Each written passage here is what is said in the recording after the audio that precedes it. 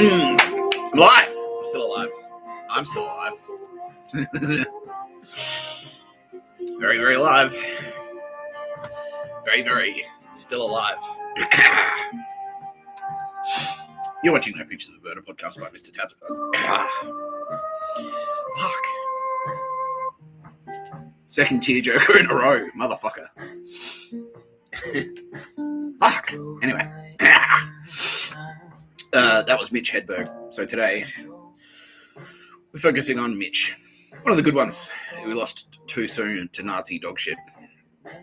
And we'll have a few revelations surrounding that. It's going to be a good one, actually. It's going to be a good episode. There's a bit of space magic in here. It's going to fuck a few people up, I think. In a good way. It's going to wreck a lot of people in a very bad way.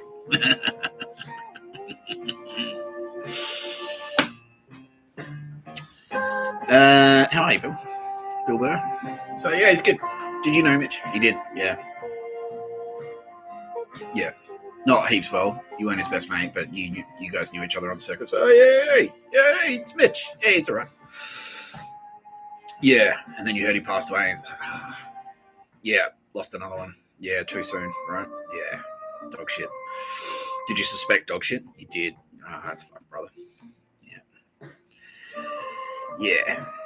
So we both thought the same thing at the same time. So I feel like I need to balance this serious bit out with you need to punctuate the serious bit with a gay joke, but it's like, does it really seem appropriate or something? Yeah. Fuck. Fuck. Anyway, the good news is, straight off the bat, AFP, like police and military worldwide around the world, the crackdown has commenced well and truly. Well and truly. It's popping off. A lot of people. A lot of people are finally realizing, like, yeah, nah. Started out with a couple of pictures of a bird. Here we are. 4 years later. That's Number Wang and also Dog Shit Fan. Tick, tick. Roz, how are you, bro? What do you reckon about the Kanto charts this year, Roz? The loveliest one. Looking good for selection. Cooper Cronk. Oh, no.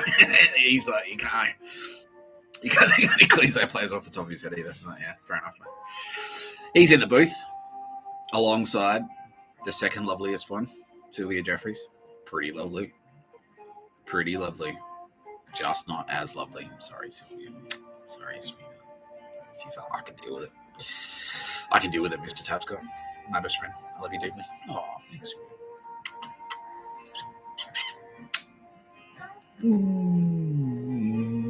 Yeah. So Roz is the executive producer. He's the lovely guest. Sylvia Jeffries there. She's pretty good. So 3 bears. You've got the, that analogy doesn't work. Because the middle one is just right. So you could say that, like, Sylvia Jeffries is the middle one. So she's like she's not the biggest. She's not the hottest porridge. I don't know what. I don't mind talking. Joining me as always is Tara Bennett. Represented me here by this candle. She loves me more every day, she says. I love her. I couldn't love her anymore. I say that. And she's like, that's adorable. We're getting married, don't forget. That's the ring. She gave me the ring. Thanks, Tara. Kitty Callahan. Kitty Callahan, Tara and Auto. 10% off for Mitch Hedberg fans. Mention the code word. Fuck you, scum. Through silver in blood. Yeah, mention the code word who gave her the roses. For 10% off, you're next. 60-point service safety check and wheel alignment. It's Kitty Callahan, Torrent Auto. You can't hand him out to Grana Callahan. All right, comedians are now like, oh, he's going to do another comedian. Yeah, Mitch, yeah, fuck, justice for Mitch, yeah. Yeah. I mean, like, yeah, we will. Yeah, everyone's like, oh, what? Like, you're going to reveal. Yeah, I mean, it won't surprise anyone. Yeah, like, oh, fuck it. I'll just say it straight. Yeah, Kamala Harris. And she's like, no pictures of a bird where she went, like, they took care of that bitch. Yeah. So, there's sort of like two prongs here. One is talking about how awesome Mitch Hedberg was and still is, because he still exists as a pattern of energy, and that's who I've been hanging out with today. It's like, let's do me today, Mr. Tabscott. It's going to be fucking. It's going to be one of those episodes. Yeah, because he is. Yeah, he's angry. He's very angry. Yeah, but that's why we love him, because that pattern of energy that is Mitch Hedberg is. And that's what we're looking for. That's what we like, right, Kitty? Big time. Yeah. Sorry about it. Yeah. That's the point. We want this shit. That's what Mitch Hedberg's got. Yeah. So he's still around. But yeah, Kamala. So, and yeah. Like, yeah, now Donald Trump is saying, like, don't worry, creatives, like, all the comedians are like, yeah, good. No. Yeah. We just want to get it all done at once. You know what I mean? Yeah. So they can't have time to organize defenses, and it gets all fucking messy and shit. So it's like you just like line it up and then go bang all at once. Yeah. Yeah. Yeah. No. Yeah. But more like I have spoken about Kamala. We have done an episode on that bitch, and she was fucked. She was a horrible, like. Yeah. No pictures of a bird where she went, but I am being assured right now by Nicole Hegarty, aka Lady Justice, aka Azazel, that, you know, Mitch has some feedback for you, Kamala. Mitch has a little bit of feedback for you.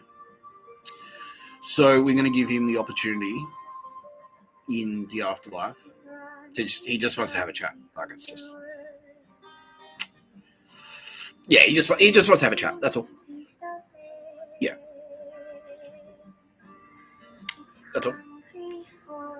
Yeah, how many victims can we now link to Kamala? Like directly that she's done about over 40. Silicon Valley Nazi fucking cunt. Yeah. One of the proto-Nazis, one of the architects of it. Yeah. One of the architects of the whole thing. Like, yeah. Your girlfriend is your boss. If you disobey an order from your girlfriend, she's entitled to murder you. Like, literally murder you. Yeah. Yeah. But that's not like that is she's done over 40 herself. But those that are linked to her, it's in the thousands. Yeah. She was like a fucking disease. She was. She really was. Yeah, so anyway, Mitch has some feedback for you, Kamala. So we're just going to let you two talk it out in the afterlife. Hegarty will be there. You know, she's there for emotion. She's just there to support Mitch, because Mitch and Hegarty are best friends. So she'll be there to support Mitch, you know.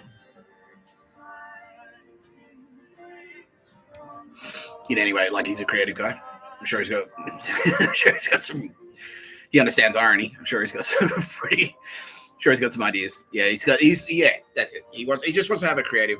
Want to set up a creative workshop. You know, a bit of a one-on-one ideas session. Yeah, but Hegarty will be there too. Yeah, just spitball a few ideas. Yeah, that's him. He just said that. Yeah, he wants to spitball a few ideas with you, Kamala. Yeah, yeah. You know, just have a bit of a brain dump. Yeah, a bit of a post-match analysis. He says, yeah, before you're deleted forever because you're not coming back. Yeah, that's a horrifying pattern of energy. That was just like that pattern of energy. Then what we look for is this.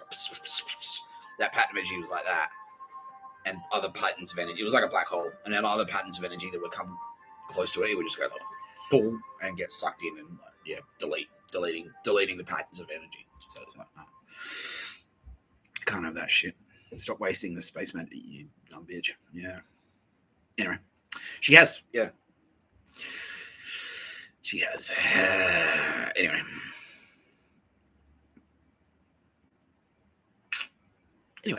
I just saw the National Press Club address on telly. That was pretty cool. Who was that? Chef Attica. He's a cool guy.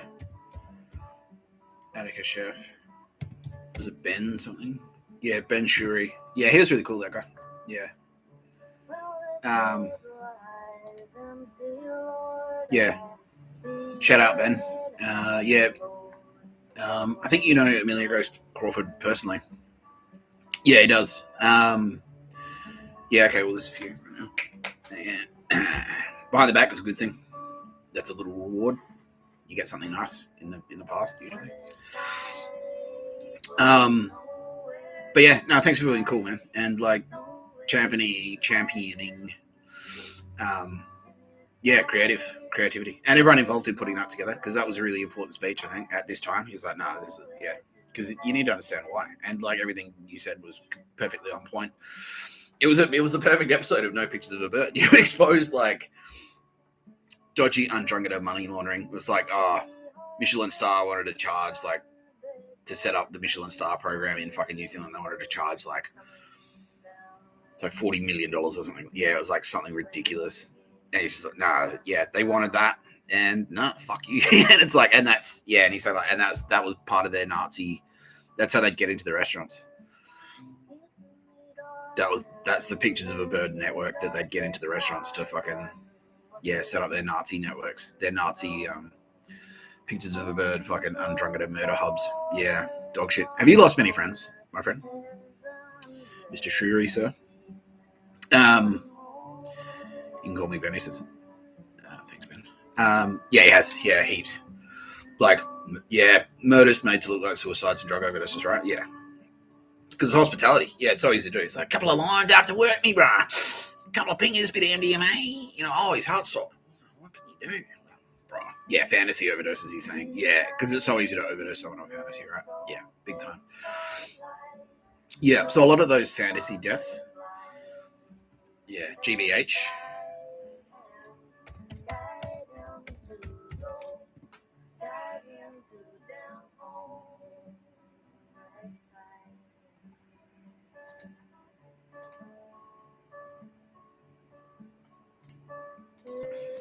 Yeah, so GBH is a party drug.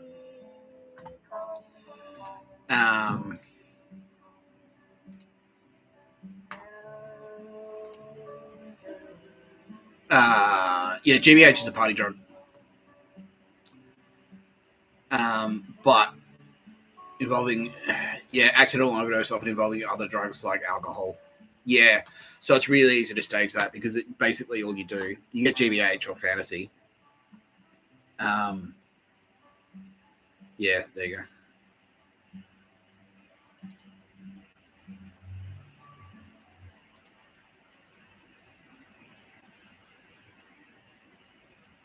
GHB, sorry.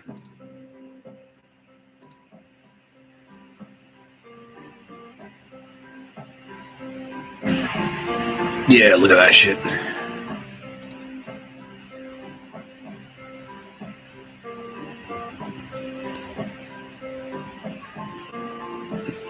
Okay, they're cool. One of the the Australian Criminal Intelligence Commission, one of the very few Australian authorities that wasn't corrupted. Daniel studied the Australian Criminal Intelligence, fresh debate, blah blah blah. In particular, one drug is linked to date rape and an alarming rate of overdose.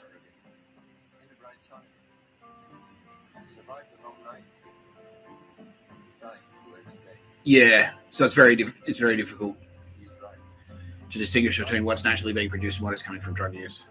GHB is clear, flavorless liquid. Yeah, so easy. Induces a euphoria and relaxation in small doses, earning a subculture of users among the rave and chemsex communities. Yeah, so no doubt that the threat posed by GHB is growing nationwide. Both emergency and department and ambulance data shows that it's a concern.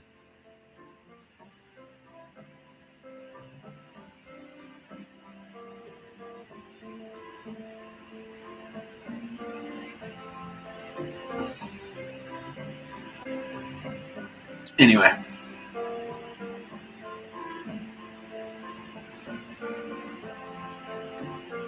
Yeah, look at that.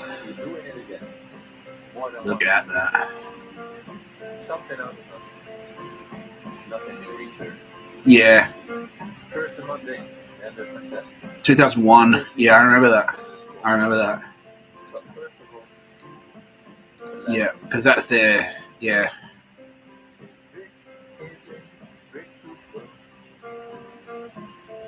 One millimeter between life and death.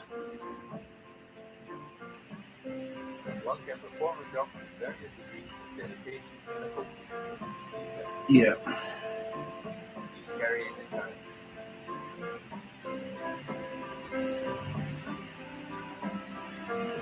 Yeah.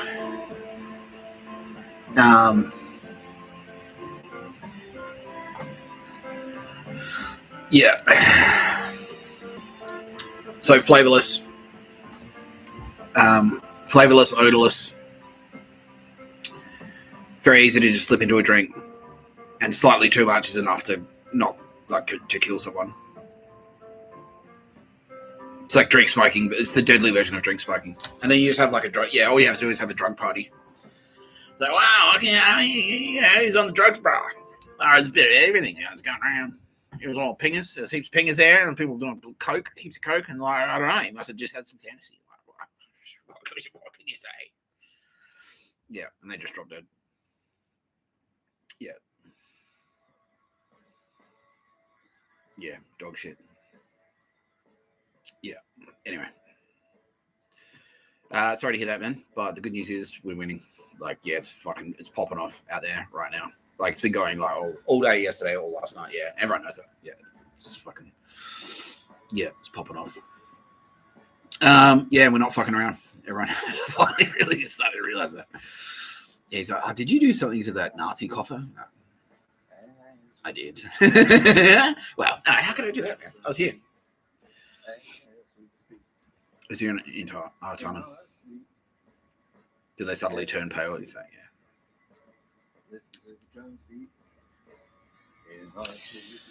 Yeah. Well, I saw it. I was watching on TV. I heard the Nazi cough. I'm like, all right.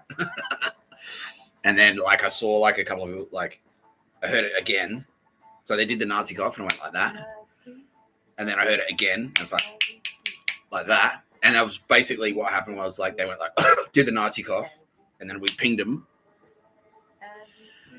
And like, and then they're like, oh, wait, was that what I think it was? And they did another one to test to see what would happen. It's like, oh, wait, was that responding to me? Like, and they did another one. It was like bang, bang, bang, bang, and they're like, oh. Yeah, and it's like, no, that was, yeah, we're targeting you, cunt. Yeah, we're targeting you, you fucking spastic. Yeah. Yeah. Yeah, we stung them. Yeah, no.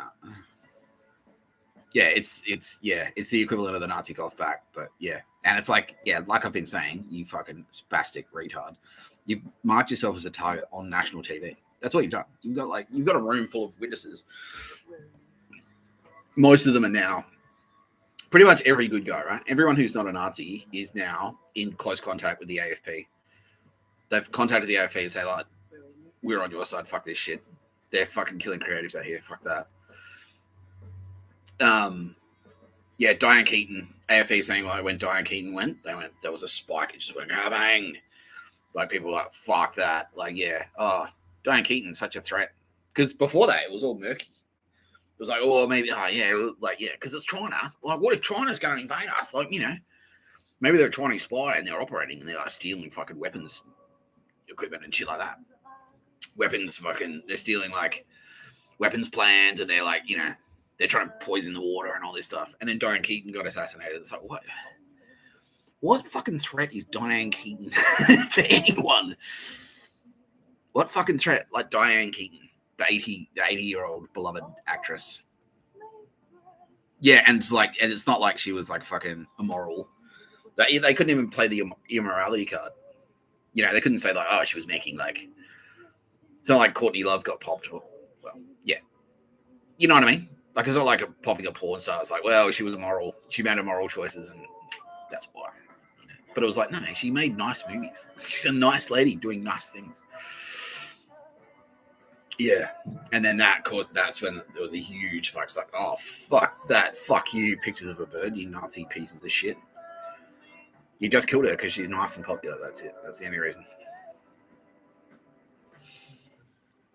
Unbelievable. Yeah. So now, and now everyone knows the Nazi cough because that was the thing. It was like gaslighting en masse. It's like, what's this cough I keep hearing? It's like, nah, you're going crazy, bro.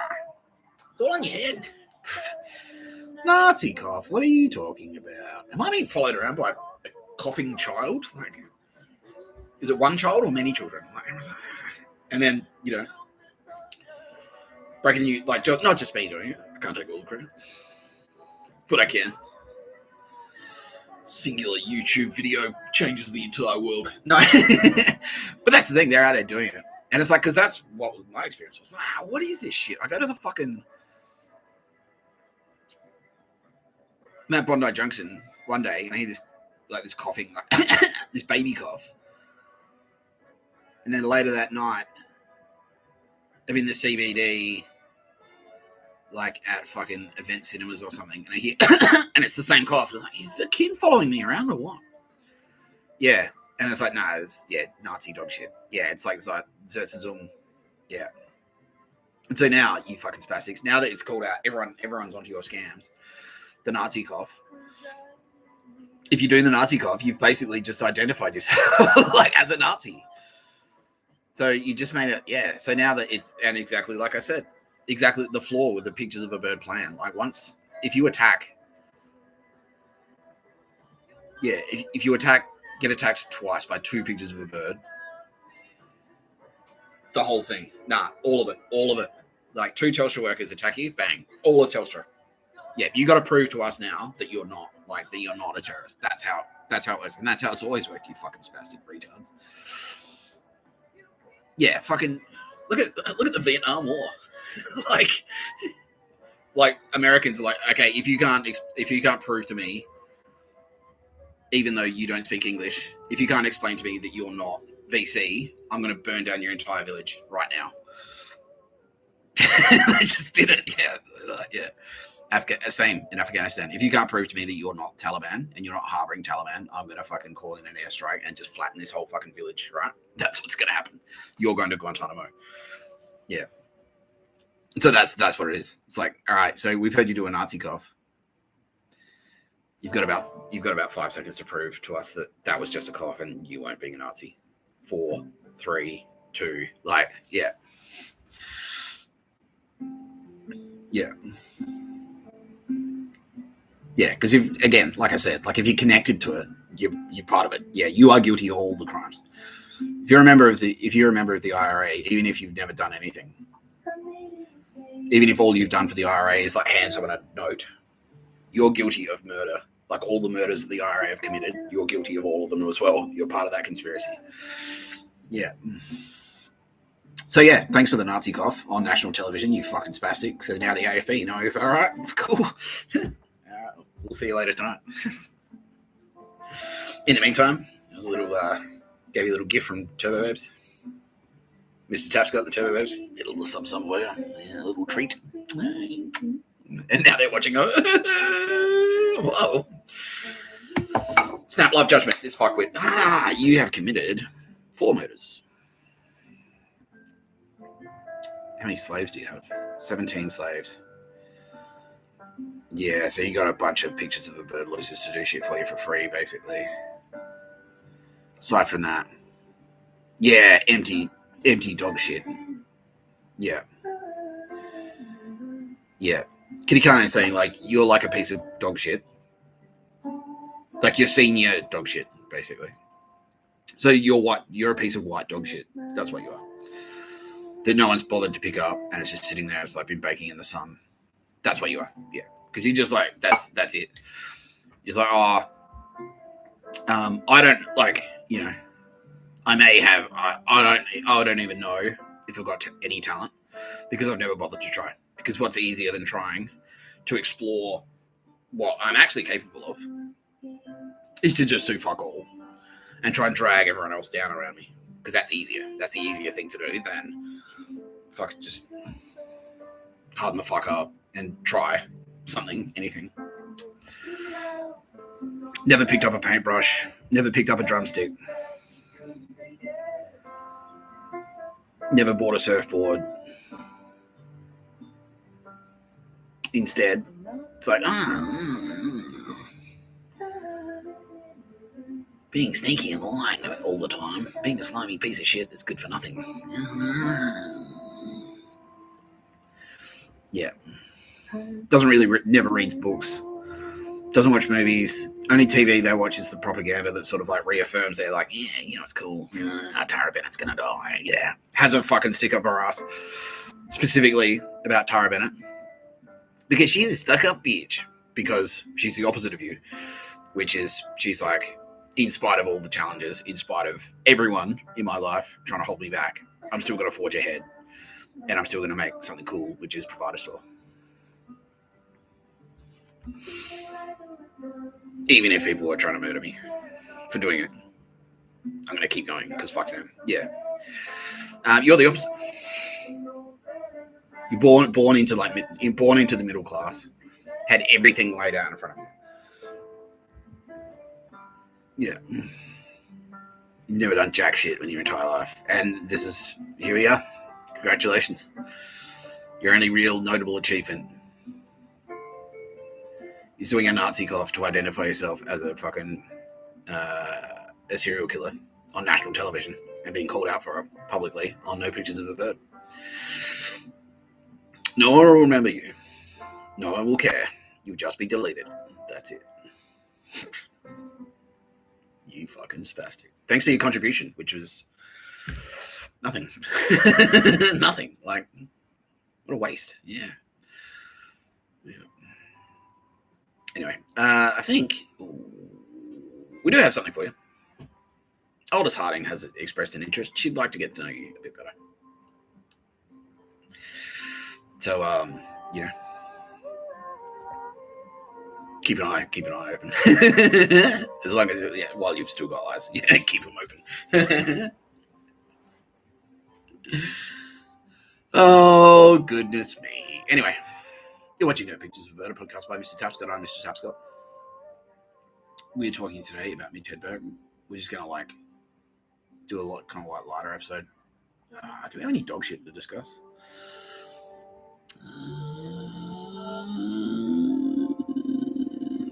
Yeah, there was something, wasn't there, Kitty? What dog shit was it? Propaganda? Yeah. Okay. Was that more ads? Yeah.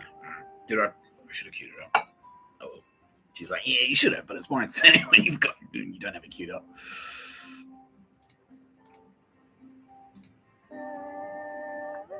All right, let's talk about this.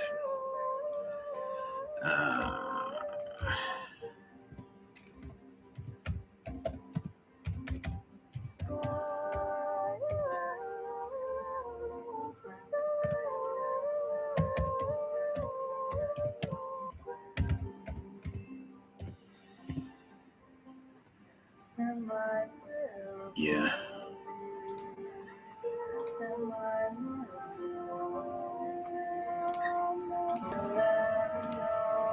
This was Annika Wells' last dog shit email.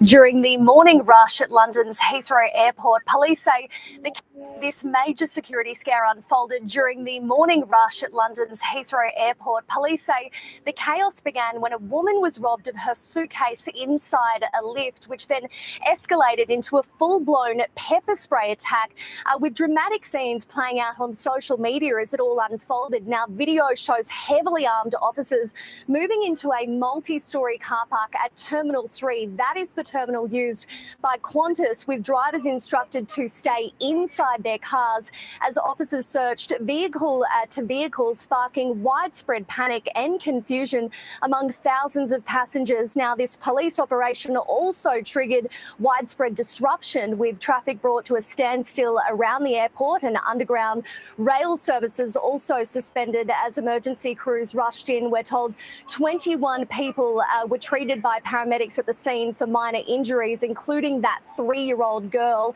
We're also told a 31-year-old man was arrested on suspicion of assault within 9 minutes of that first emergency call being made. Now, Metropolitan Police were very quick to rule out terrorism, saying those involved are all well known to each other, calling it an isolated incident. Eddie, police are still searching for others involved. All right. So that was an Annika Wells special, designed to communicate several things. So it's like stealing someone's luggage in the Qantas terminal of London Airport. And it was a lady's, and using pepper spray. So what she's trying to do there, and she's, it's dog shit. Yeah, it's fucking retarded. She's a moron. She was a moron. Anyway, she's trying to, and all she's done is, again, saying what it is. But it's like, it's just going back to this, it's like this equals this. Like, that's, okay, so you've demonstrated you understand the alphabet, you can read. You're literate. Like, you have the same level of literacy as maybe like a fucking 8-year-old. That's what you've demonstrated. That's all that's demonstrated. And that, and just confirming that you're too callous to remain on the planet, basically. Yeah. So what she was trying to say is, like, you've robbed a woman of her luggage. You, like the Qantas thing, you've robbed an Australian woman on her way to London. London is synonymous with heaven for some reason. London, dog shit fan, like, London is synonymous with heaven. So, fuck off. Keep getting goddamn fucking emails. How many emails do you have to fucking send?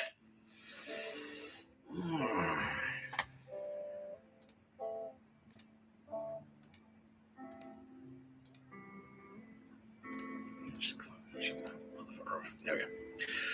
Yeah, all you've demonstrated is, I lost my train of thought. God damn it. Anyway.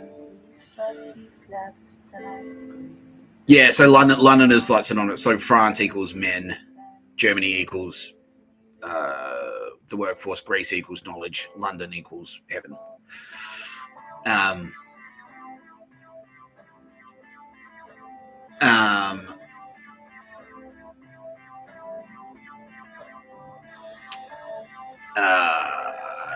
So she's like, I was on my way to heaven and you've stolen my luggage, Mr. Tapscott. And that's where the pepper spray came into it. And it's like a pepper spray attack at the airport, because that's what Nick Tapscott did with his flashlight, with his lightsaber. Because I went on YouTube video saying, like, this is the equivalent of pepper spray. Which it kind of is, and it kind of isn't. It's not the same as pepper spray. It's not the same as like an actual contact poison. And so that's why they did. That's why they sprayed a bunch of people with pepper spray while they were doing it. Yeah. So it's basically like, you stole my luggage. I stole your ability to fucking I stole your opportunity to fucking fleece the taxpayer of kickbacks. I stole your kickbacks. Oh, gee, I'm really sorry about that, Annika. Really fucking sorry about that. Yeah, let's put it to the ground. Should I feel bad for fleecing, like, preventing Annika Wells from getting kickbacks? No, everyone's like, no. But just, again, the callous nature of it. And also, to double down, after I said, like, so you spastic losers with your dog shit fucking emails, like, oh, look at the force of the universe is reacting badly to the behavior of a YouTuber. Oh, Nick Tapscott. Because I made a video that said don't do shit like Brett Button, and please don't murder doctors by breaking into their homes and then stabbing them to death. And also, please don't murder wedding guests by crashing a bus on purpose and decapitating them in an attempt to communicate to me when, again, all my contact details are on the fucking internet. I walk around. You can just approach me on the street and talk. Not recommended, but you could do it. You can hand me a letter. You can write me a letter. I check my mail. Yeah, you can leave a fucking envelope at the fucking, But instead, no, it's like, send some goons to London to pepper spray bystanders, including a 3-year-old girl. Is she all right, by the way, Your Majesty, King Charles III? So thank you for using my full title, Mr. Thompson. I just know how important it is to you, I know how serious you take these things. Right, Chuck? Yeah, see, I called you Chuck.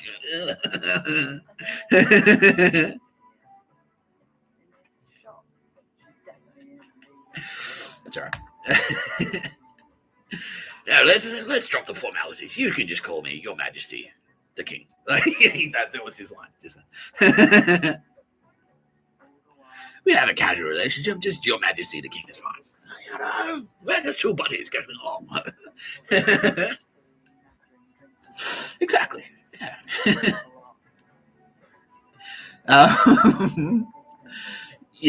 Yeah, she is. She's fine. Okay, cool. Well, that's good. Yeah, but it's like it has a pepper spray on a child at that age. You can easily take an eye out.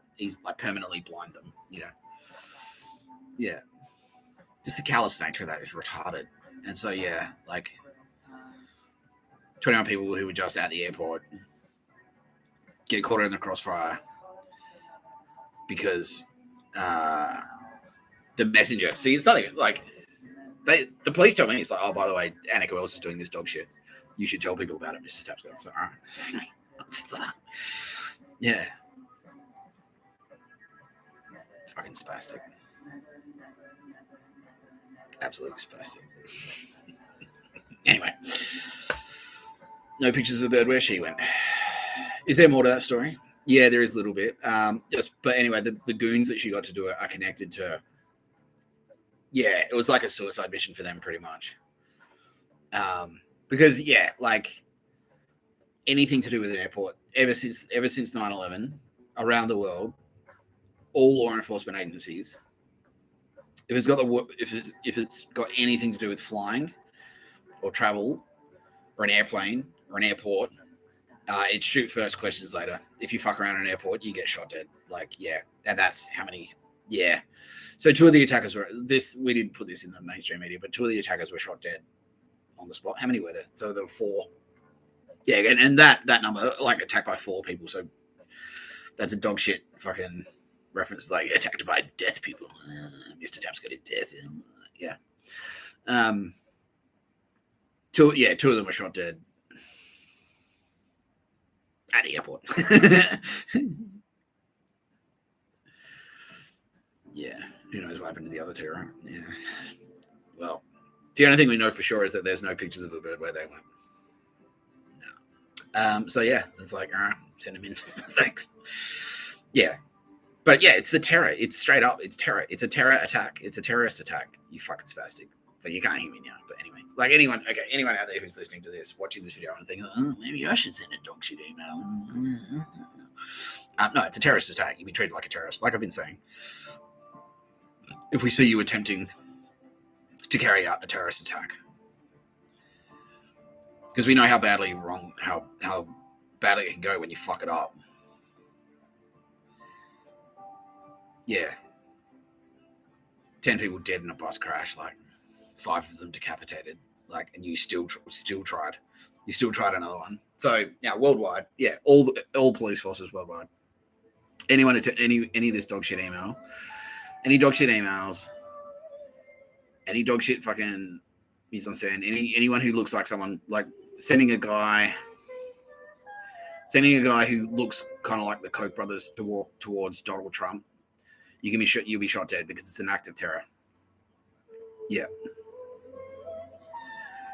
Yeah. Yeah, Patrice O'Neill lookalikes approaching Bill Burr, he'll just shoot. Yeah, he doesn't need a badge. He doesn't need to say anything. He doesn't need to say stop or shoot. He'll just like pop, and then a safety round, right, Bill? Yeah, that's it. Yeah.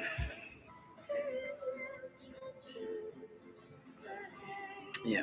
Anyway, it just saves us time, really, because we're going to catch up with you. We're going to and that's what King Charles is like. Yeah, we're going to catch up with him anyway. You just saved us a trip. That's all. But the downside is that you did it in a way that scared the shit out of like 21 bystanders at the fucking airport because there's a live fire happening all of a sudden. But yeah, that's what you did. You just saved us a trip. Same with those spastics at the fucking like the crumble and the custody. So you just saved us a trip. That's it. Cool. Thanks. That one was better because at least that time they didn't actually like attack bystanders. Like they didn't have weapons and attack anyone. But yeah, all you've done is like saved us a bit of legwork, brought it to us. Ah, cool. Actually, you are on our list. All right, cool. Thank you. Okay. Where are we going? You'll see. Yeah. Anyway. Yeah, just have a look in there for the picture of a bird. Whoa!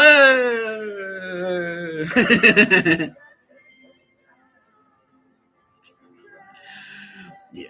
All right. Okie dokie. Let's talk to.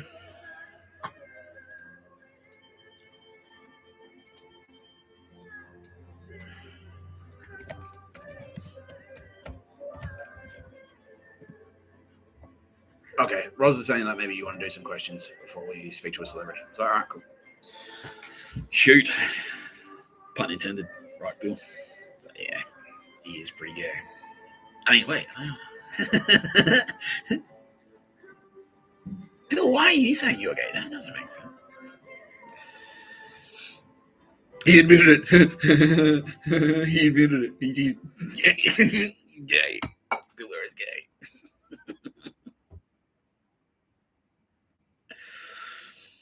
Very, very gay. Yeah. Mr. Tapscott, what other space magic tricks are you holding back on?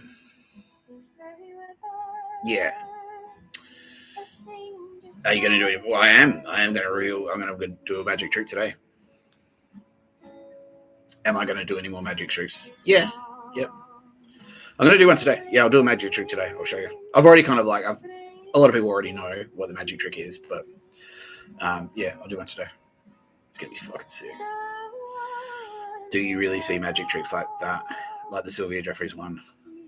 Or the Vermeer painting? Yeah. All day, every day. Yeah.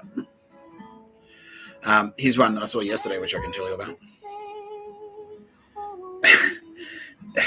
We played jokes on each other and shit. Yeah, Tara Bennett will like do something like I'll crack a joke and then she'll go like, "Well, you mean like this?" And then, like a worm will appear and it's like, "Oh, the new worm has been discovered in the Amazon." Oh, fuck it.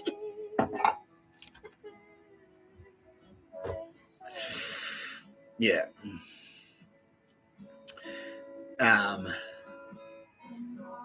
No, yeah. So one I saw yesterday, I was thinking about someone that I knew from years ago when I was a barista, when I was the young Luke Skywalker / Han Solo in Adelaide. And I was just kind of like doing my check. It was like, what happened to that guy? You know, because I do this with the turbos all this one. So what happened to that guy? Is he all right? Like, what happened? And they're like, oh, no, he's not good. And then just as I was thinking that, like I was looking out the window and I saw in the reflection, like a very recognizable face, like on the outside of the light rail. I was like, where do I know that? Where do I know that person from? And then I thought about it a bit more. It's like, that looks like that person looked exactly like that character. One of the characters, like in the Mos Eisley spaceport, there's like a little mouse, and it's like showing all the weird aliens that are in there. And there's one that's like this little mouse is going squeak, squeak, and getting a drink, and he's like reaching up to get the button, and squeak, squeak. Looks like a weird kind of like bat rat alien, like a mouse or something. And that, like, just as I was thinking that, just as I saw that face, reminded me of that. And they're like, yeah, well, that guy that you were just thinking about, like, who, like, did my friend turn out okay, or did he turn out to be dog shit? And they go like, no, he's dog shit. That was him in Star Wars, and that's how they do it. Yeah. So that was a magic trick. Wow, fuck. Yeah. So not only it's like, and there were So think about the problems that are involved in that. Number one, you have to write a character into Star Wars. Number two, you have to send an angel in that looks like that character. And number three, you have to time it so that angel is standing right next to the light rail as I'm thinking about it. Like, think about all the fucking little bits of timing that had to go into that to make that happen. Yeah. And that was Mr. Tapscott. That was Mr. Tapscott doing Mr. Tapscott to himself. That was Mr. Tapscott in the future doing something for Mr. Tapscott in the past. It's like, yeah, here you go. Oh, fuck. Yeah. Yeah. So that was one yesterday. But, like, stuff like that, like, yeah. All day, every day. Yeah. That's normal. That's a standard day. Yeah. That was just one that happened yesterday. Yeah. So, yeah, I don't want it to turn into, like, the Space Magic report where it's just me, like, reeling off a list of fucking... Because this is boring. Like, I don't know. In the same way, like, if Taylor Swift had a podcast and she's like, oh, well, you must know heaps of people. And then she's like, like, she doesn't want to do a podcast. She's like, oh, okay, I messaged fucking Ed Sheeran. And then after that, I spoke to my agent and he's famous. And then Katy Perry, she's famous as well. Like, you know what I mean? Like, it's just boring. It's boring for me. But yeah, there's heaps more magic. There's so much more space magic we could be doing. But we have to, like, right now the focus is on cleaning up the fucking douchebag Nazi scum fucktards who are out there murdering people. Because that's the real magic. The real magic is the cool shit. It's the creative stuff. It's the art. It's the scientific achievements. It's the scientific breakthroughs. Stuff like that. Like the sport. Like some of the fucking touchdowns I saw when I watched the NFL yesterday. That's magic. That's the real magic. But what's getting in the way of that is fuckwits. Like, because that's the magic trick. That's the magic I don't have. Because I can't go out. I can't, like, I had all the magic I needed. I had my apartment in Potts Point. I had my little white car. I had Bondi. I had the 333 to Bondi. I had my little vape pen. I could, like, smoke weed. I had my headphones. I could listen to Bill Callahan, Had Tara Bennett at Provider. I could go get a candle for Provider. Have a chat to Tara. Yeah. And then go out to dinner that night. Go to a pub. Go to a really nice restaurant. Go to the Rex for dinner. I had disposable income. I was like, I could do that. I can go to any restaurant in town right now without thinking about it. And just order whatever the fuck I wanted. Yeah. Easy. Yeah. And then whatever gig was on, I could go. I had the money to go. I could just, all right. Yeah, there's a gig on tonight. Tickets are $120. All right, cool. I'll go to that. We'll just do that. Go to Jangling Jacks. Drop $300. Easy without blinking. Yeah. Yeah. That's the magic that I want. And that's all the magic I needed. That's all I want. I just wanted that. Yeah, and then get on social media, read Cooksuck, read a new Cooksuck fucking post or a Cooksuck tweet. You know what I mean? Yeah. That's all the magic I needed. But yeah, I can't do any of that shit. I can't do any of that. Anything that I just said then, I can't do any of that. Yeah. If I try and go to the beach, there'll be dog shit along the way. I promise you. Yeah, I guarantee it. Like right now, firstly, like I'm way out the boonies now, so I have to catch a train and then a bus, and then on the way it'll be dog shit. Like I'll get harassed on the way, and it's not just people harassing me, targeting me specifically, but targeting everyone with like dog shit propaganda and nerds and those spastic fuckwits. So that's what we got to focus on right now, is getting all of this dog shit cleaned up. There's too many dog turds in the park. We need to get all the dog turds off the lawn. And then once the dog turds are off the lawn, then we can throw the party. We can set the tents up, set the decks up, put the speakers up, get the little bubble machine to blow the bubbles out.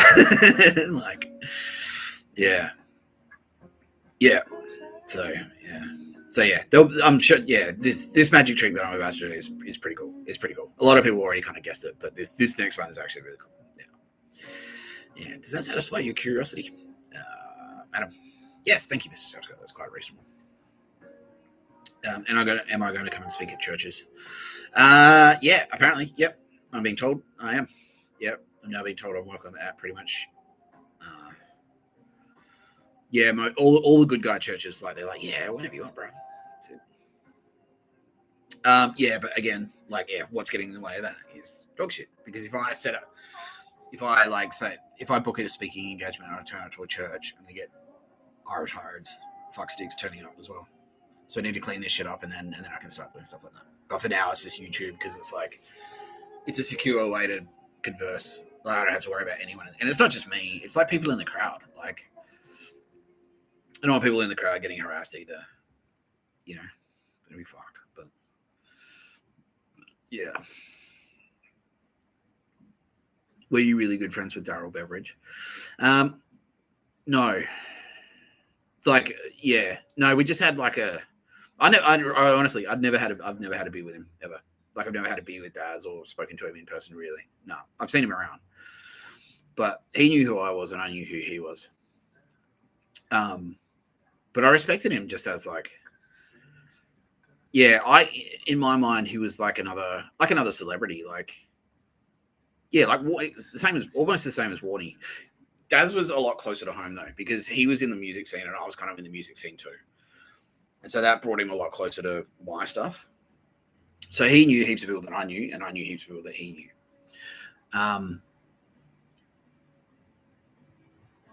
But I've never been involved in sport or cricket or anything like that. But it's the same as Warnie. It's you know them, they're on TV all the time, and you get to know their personalities and things like that.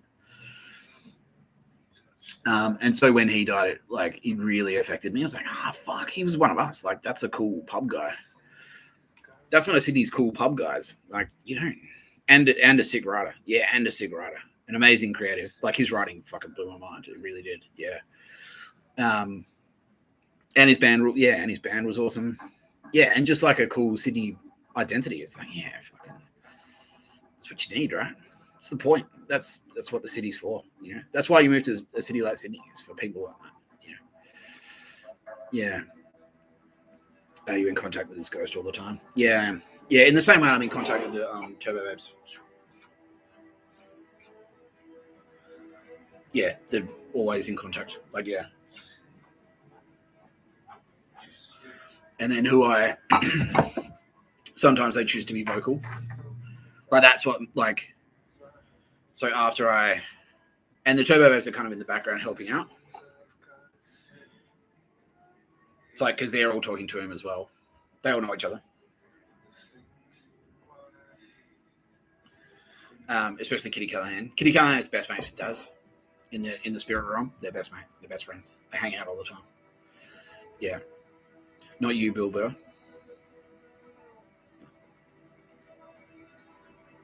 Not you.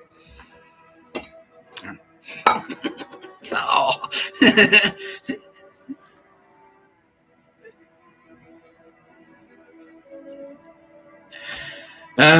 He's you just using me.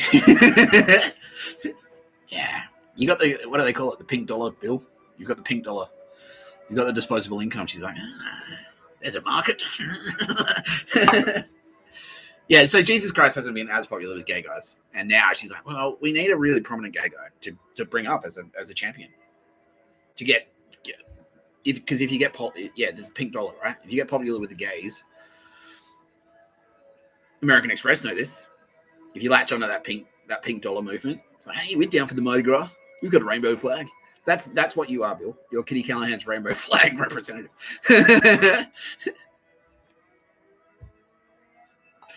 Yeah, he's like, oh well, okay, yeah.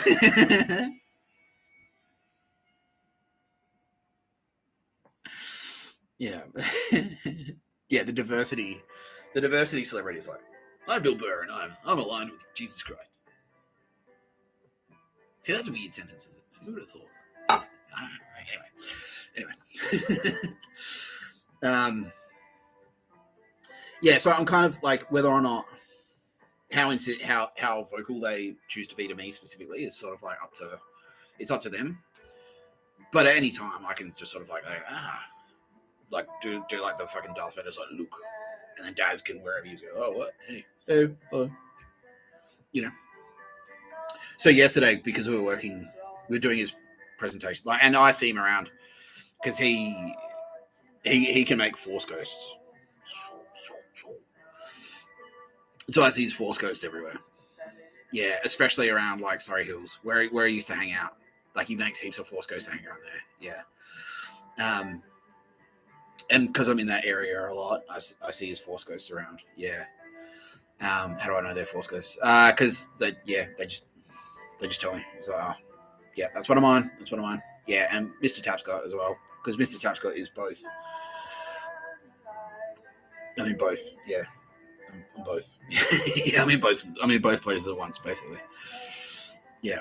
And so yeah, in the same way, like you can just, when you look at something, it's like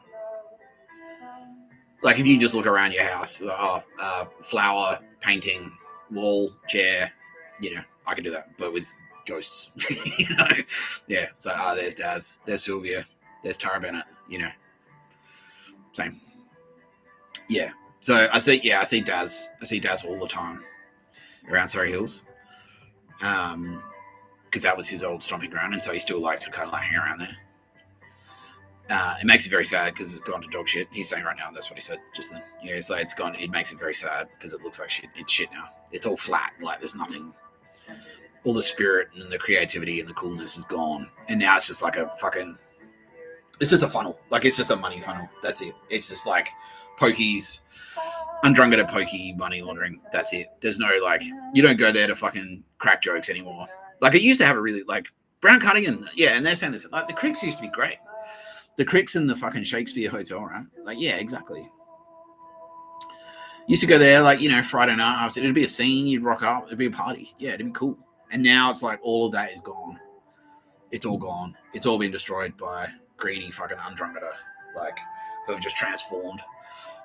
And that's why it was so, like, symbolic when they murdered Daz, because, like, we value money above cool people, and it's like, nah, that's, yeah, and that turned a lot, like, that episode that I made yesterday is really, like, affecting Australians, because, yeah, they're trying to murder the Australian, because that's the Australian, yeah, he's an Australian dude, that's an Australian, that's an Aussie, and that's why they murdered him, yeah, and so it just, like, sums the whole thing up perfectly. It's like, the undrunketed are here, and they're trying to murder Australia. Yeah, they're trying to kill Australia. Yeah, it's a cancer that's killing Australia. So we've got to push back against that dog shit. Yeah. Yeah. And so, yeah, after I made that episode yesterday, then Mitch watched it from the Spirit Room, and he went like, yeah, that was sick. Do me tomorrow, Mr. Tapscott, please. I'm like, all right, cool, done. Yeah. Can I do it too? Yeah, to an extent. Yeah, to an extent. You probably won't be able to hear them as well as I can, but that's what the watch the movie Silence, and keep in mind that movie is that's what we're going to talk about. Yeah. Oh fuck. All right. Yeah. Cool. Yeah. Speaking of Daz, we can do this right now.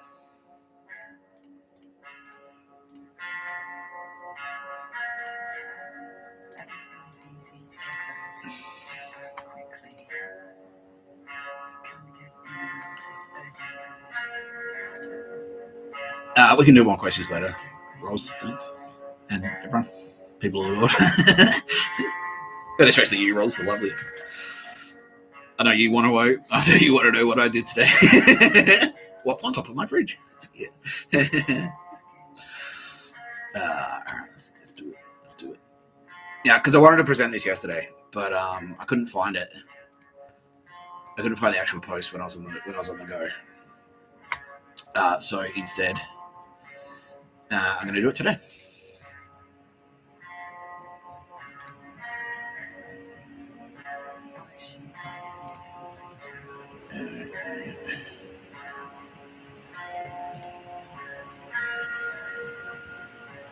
A couple of things.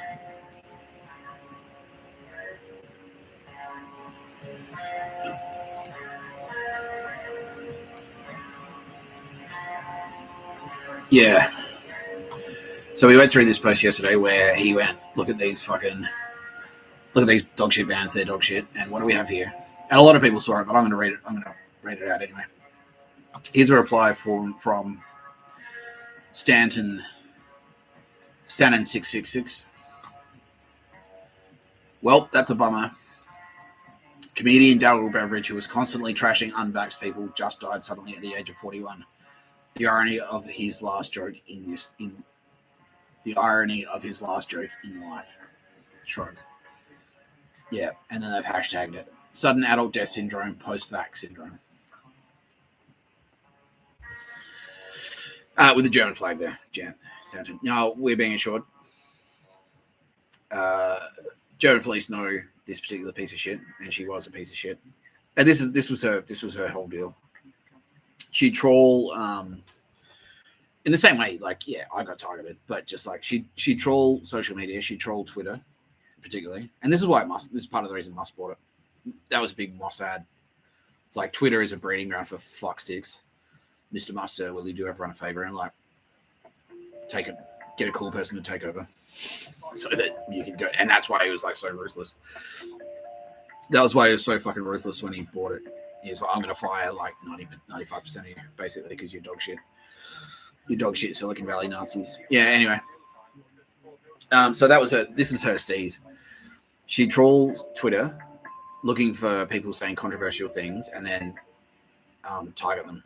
Then use the East German Stasi network that she was part of, like location data, and she like that had be backed by Silicon Valley technology. Backed by Silicon Valley technology to target them, and in many cases murder them. So German police, they're onto her. So she is there. Let's just say there's no pictures of a bird where she went. How many? 17. Dumb fucking bitch, right? Yeah, dumb bitch. Okay, there's that, and then there's also this.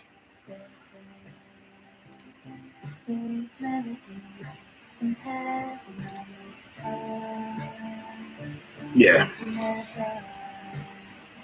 So yeah, we'll show the post and then we'll come back to it.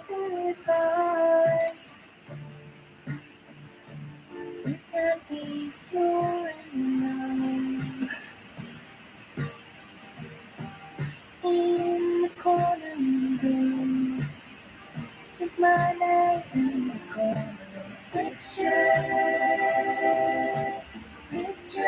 Yeah, there is. Yeah. Yeah, so the post is make pie from 7-Eleven, energy drink, ultimate pastry chad. Making the pie yourself equals virgin patisserie cock. And then immediately, because he's self-effacing, that's his style. Just coincidentally, that's my sister's April 2nd, 2022. That's my sister's. That was Phoebe Tapscott's birthday. And yet here I am, sans Jack to sports bet account, sans porno mag. I'm comfortable with myself. And this is like, so he's gone for the trifecta here. Scott Morrison, so he's tagged him specifically. It's all curries with you, isn't it, cunt? Why don't you fucking man up and show this country you have some balls and bake a fucking pie? Yeah, and then that's the image there. Now, so he posted that. And the police are saying, like, I don't even need to say allegedly. So this is how they killed him. So they he posted this image with Scott Morrison tagged. Scott Morrison saw it because Scott Morrison, yeah, he no pictures of a bird where he went. Scott Morrison saw the plain flower there, and specifically said, I actually really need to go to the bathroom. No, he didn't say that, but I'm saying that. I actually really need to go to the bathroom. So just for suspense, I'm going to...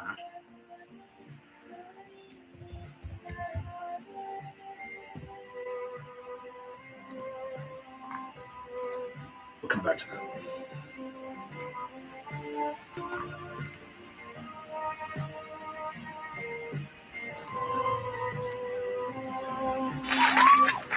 All right, thank you. Hello. This is my second time on the show. All right. I mean, the first time must have been okay. But they say during the summer that drinks are ice cold. I hope not, because that means they would be impossible to drink. Because they would be solid. Here's a beer, man. It's just ice cold. Damn it. I guess I can lick it. I read that last year MTV's Real World got 40,000 applications. That's amazing, man. Such an even number. You would think it would be 40,008, maybe. Yeah, man. I got a lamp in my hotel room and it has a 3-way light bulb in it. If you don't know a light bulb's a 3-way light bulb, it messes with your head. Because you go to turn it off and it just gets brighter. Like, damn it, light bulb, that's the exact opposite of what I want you to do. Then you turn it again and it gets brighter once more. I will break you. That's the only reason I had this thing out here. Oh, yeah, man. I saw a commercial that said, forget everything you know about slipcovers. So I did. And it was a load off my mind. Then the commercial tried to sell slipcovers, but I didn't know what the hell they were. Now, is a hippopotamus or a really cool opotamus? That's right.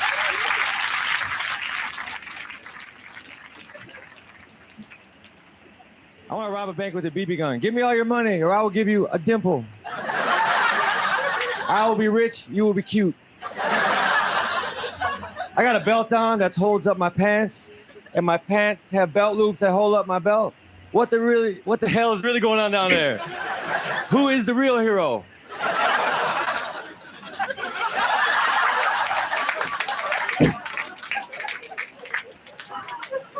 Now, if I was a drummer and I accidentally grabbed, that'd be cool if you were a drummer and you accidentally grabbed 2 magic wands instead of drumsticks. You're pounding out the beat. Next thing you know, your bass player turns into a can of soup. There you go. There's a magic trick. Can we take that joke out? He cracked that joke using Space Magic. He went back in time and did it because to reference this episode. Can we edit it? There you go. There's a freak trick for you.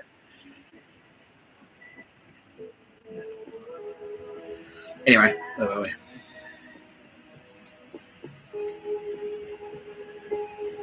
Oh, I forgot what about the Waterfords thing? Yeah, that's true. Yeah. Forgot the Waterfords. Yeah, so ScoMo saw this.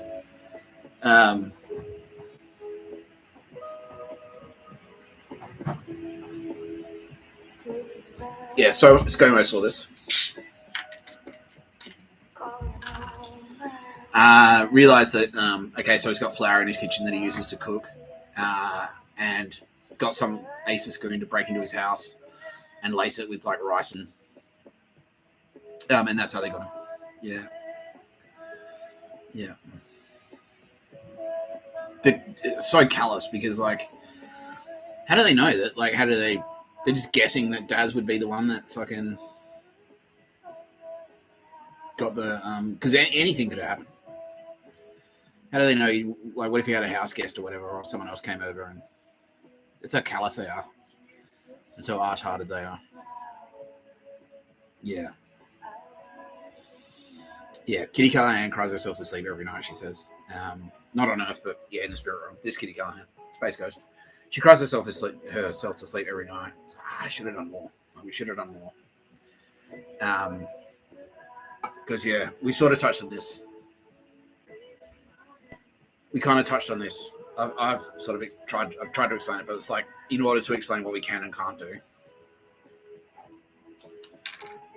I have to. Yeah, I had it worded perfectly. Damn. Yeah. Shitty memory. I'd have to do like 112-hour long videos.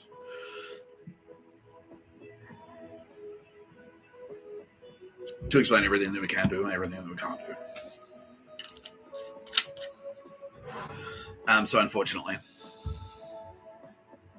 but sometimes we can't see what's going to happen until it happens, basically.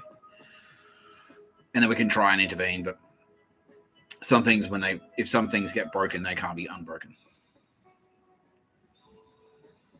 Yeah. And now, yeah, she's saying like we were trying to warn him. We really were trying to warn him, but yeah, unfortunately, there are a few cross wires with the communication. So just sort of like kicking in the door, I'm like, yeah, I don't, anyway, yeah, look,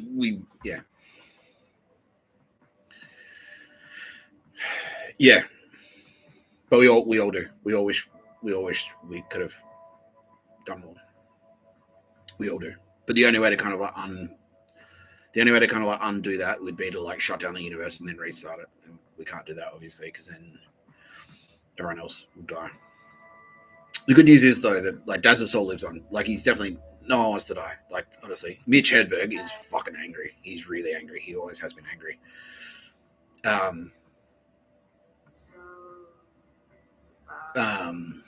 Yeah, no one wants to die.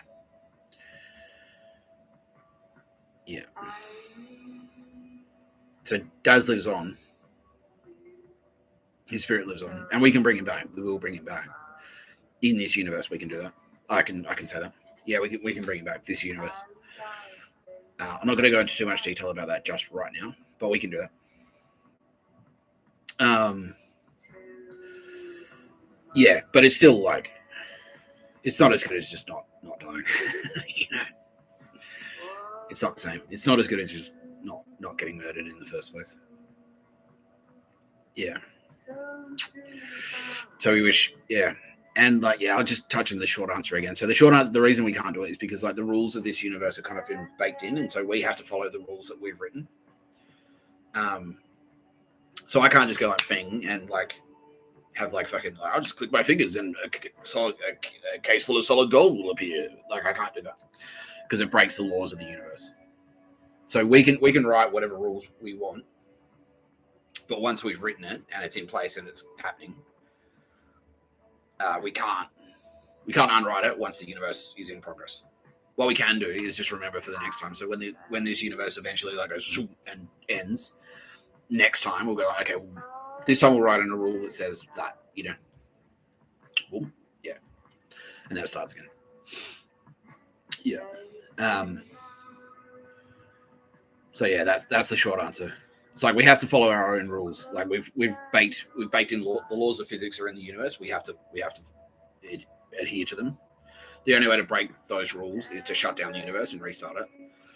And so if something happens, so Kitty Callahan can see what's happened because it happened and then she went back in time. But it had to happen first before she could do it. So she didn't necessarily know that it was coming. Like she didn't guess that it was coming and then she wrote it into June.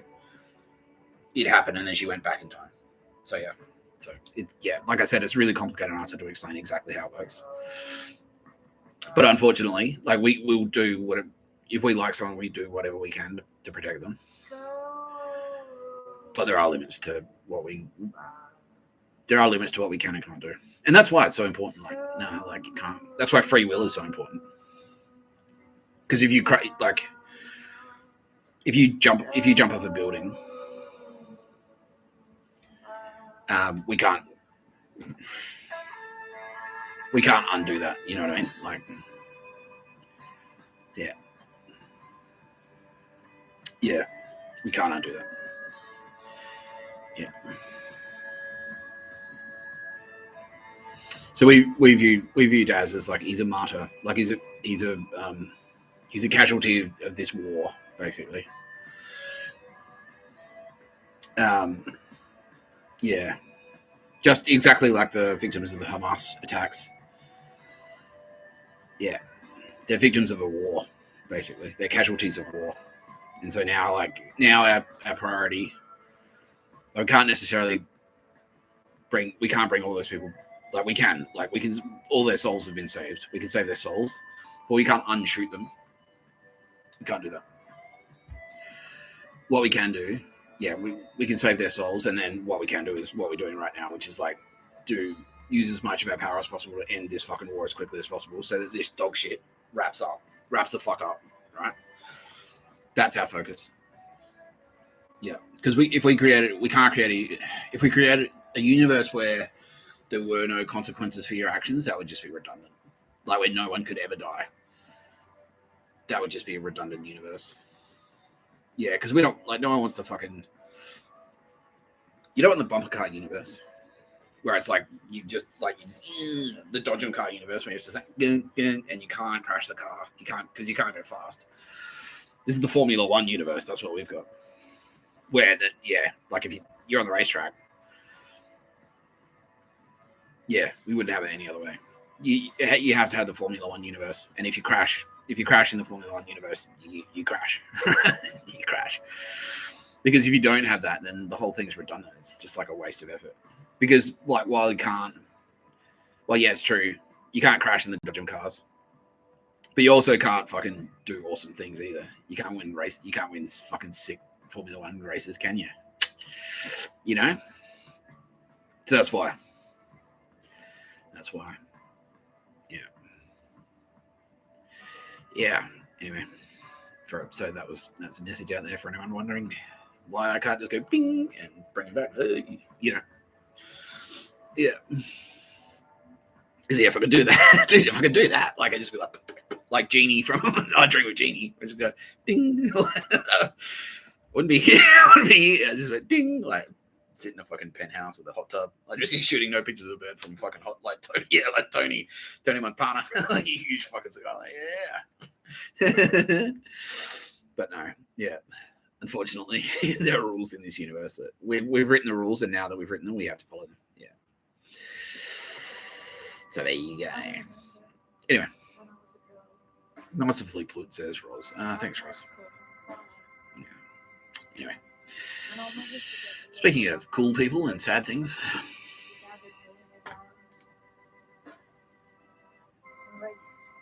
Yeah. So, yeah. The good news is that, and now AFP is saying like that murder, the murder of Darryl Beveridge, that was the one where they went like, all right, nah, this isn't going to be about arresting people anymore. If you murder, like, if that's who their targets are, Darryl Beveridge, it's not, straight away. This isn't going to be a thing where we arrest people and then you get sentenced to 15 years. With an on-parole period of 7 years. No, it's a war. If that's how dirty you're going to be, if those are the tactics you're going to use and they're the targets you're going to go after, you're going to burn down the bush, koalas, and Darryl Beveridge. Those are the targets that you're going to go for. Yeah, nah, it's not going to be that kind of fight. Like, yeah. So yeah, that was, and Warnie as well. Yeah. When I was 12 years old. Yeah, Warnie and Cooksuck in rapid succession, and an attempt on Mr. Tapscott, and an attempt on John Ibrahim. Any attempts on and several attempts on Tara Bennett. Yeah, intercepted. Yeah. Who was that? Was that like just dog shit losers, like Hanukkah Wells, basically? You fucking stupid bitch. Yeah, basically. Yeah, jealous corporate scumbags. When it was all over, I said to myself, "Is that all there is to the circus?" Motherfuckers. Yeah. And they're just like, nah, well, yeah, we won't fuck around with dog shit like that. That's it. We won't fuck around. Yeah, it's the same. It's the same with a school shooter. If you turn up to a school with a gun and you start shooting at kids, nah. The cops that turn up, they're not going to take you into custody. They're going to shoot you dead. Yeah, they'll shoot you dead. Yeah. If you go, I'm trying to surrender, it's like, no, bang. Like, yeah, straight away. Your head comes off. So, yeah, just like if you see that, yeah, anyone who has Civil War, this movie.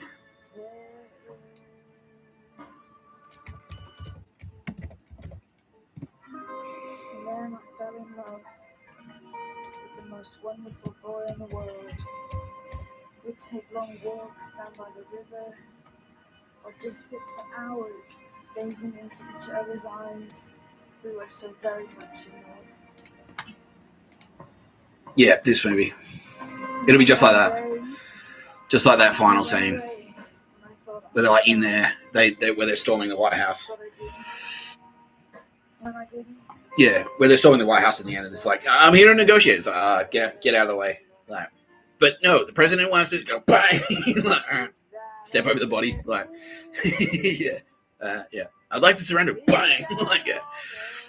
No, you're gonna be killing people like fucking Darryl Beveridge from Warney, and trying to kill Mr. Tapscott, and trying to kill Tara Bennett for being good at making candles and writing SEO articles about people who are good at making candles. Yeah. No quarter, as His Majesty King Charles III liked to say. Yeah. That's it. He made the same joke again. You could just call me Your Majesty King. Nick, we have that kind of relationship. Thanks, John. He knows I'm only joking, but it's still like, he gets a little zap from it. Sorry.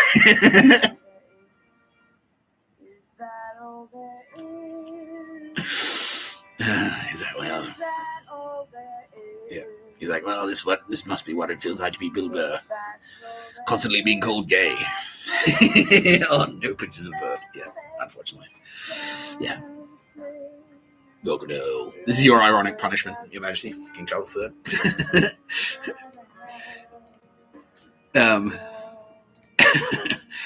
Anyway, let's talk about Mitch.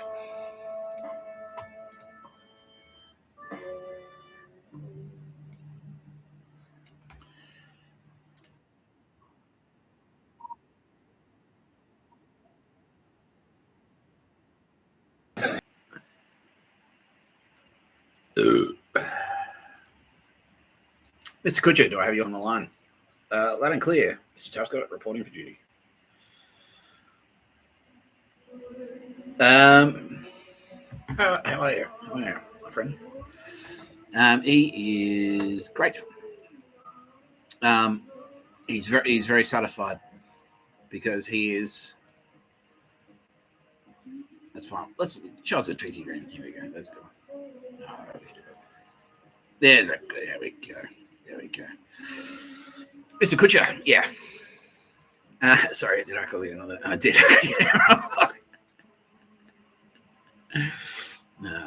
Mr. Kutcher. Yeah. You're less angry.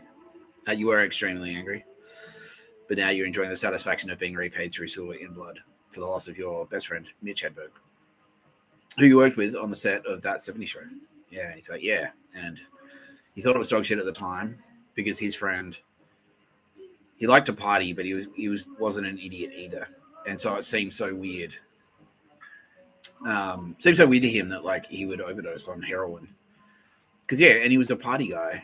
Yeah, and he's like, his life was going so well, like everything was really working out for him, and he liked to party, but it's like heroin wasn't really his thing.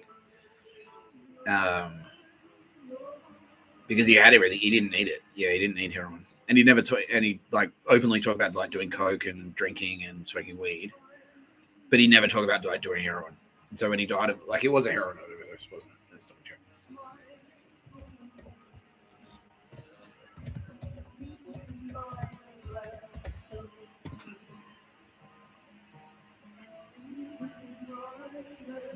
multiple drug toxicity, including cocaine and heroin. Found dead in his hotel room.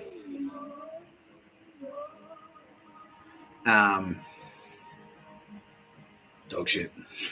Dog shit. Yeah. Yeah, so that's what happened. Yeah, now Kitty can't say like, yeah, so he was doing coke.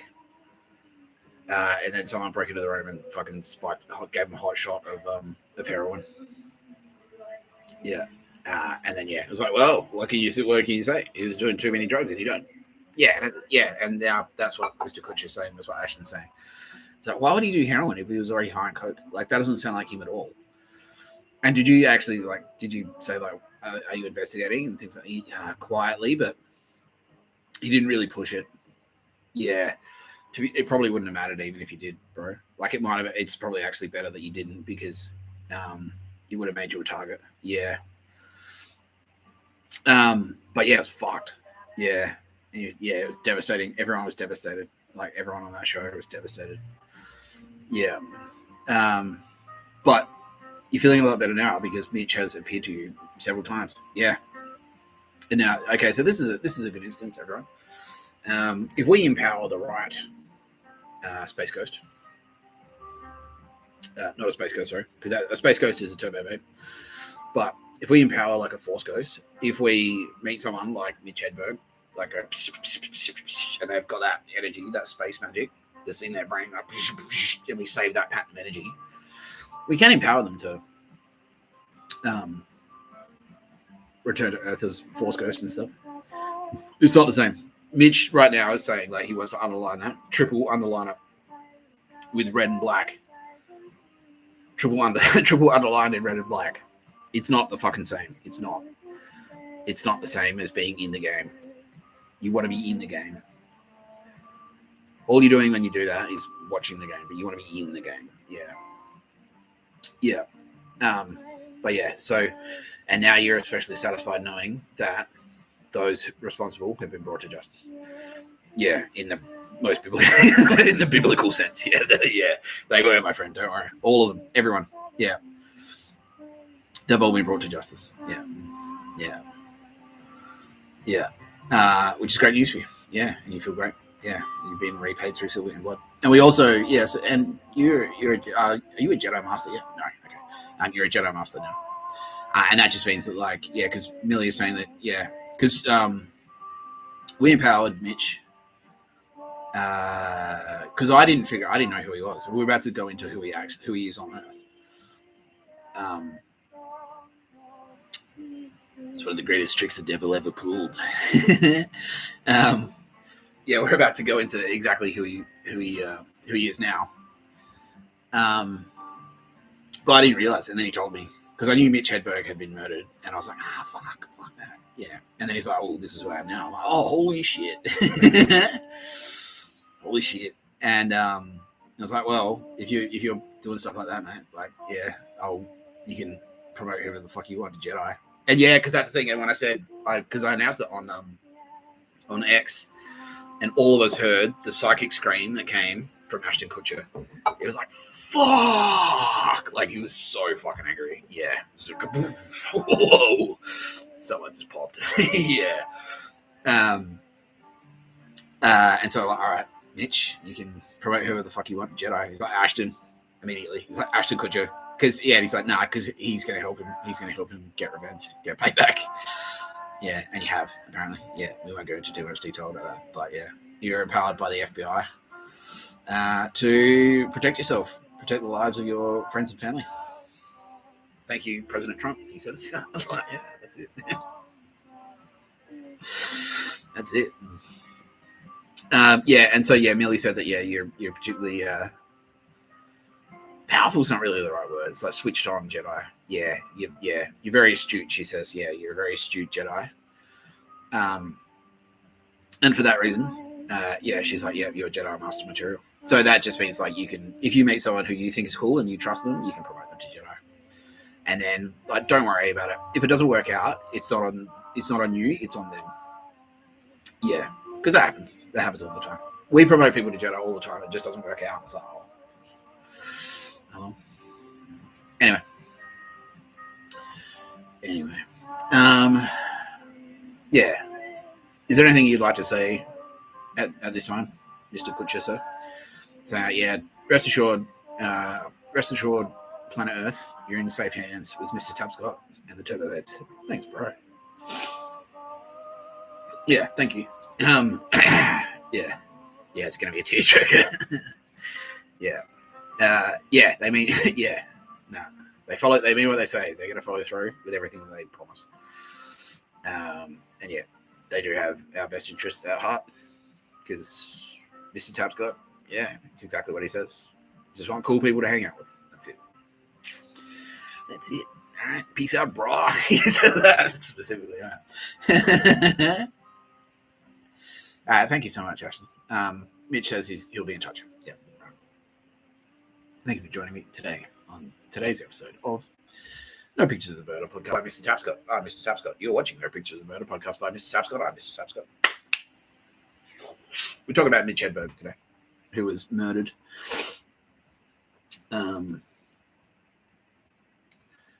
By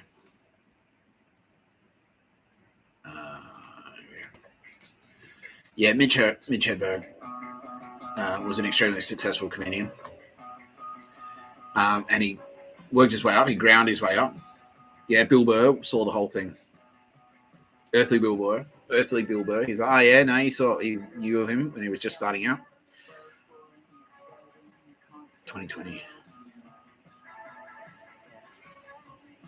2005. Yeah.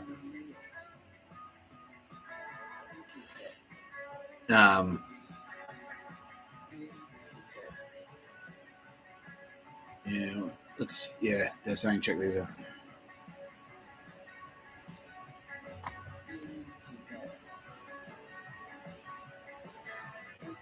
Come open the door, come through council. It'll be okay, I just need to be worried at home for a bit and even on sandwich from my bag. I've come here to make a ceramic shield and I've come to smash what you made. I've come to learn how to move. Yeah, his passing sounds to me like it was kind of inevitable, unfortunately. Yeah. Yeah, it's like, well, you live that lifestyle, you're gonna die. Yeah, fuck you.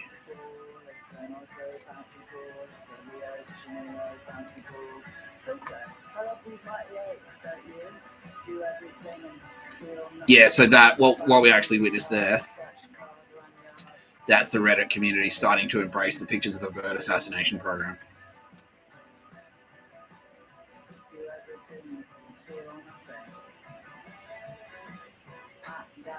Yeah.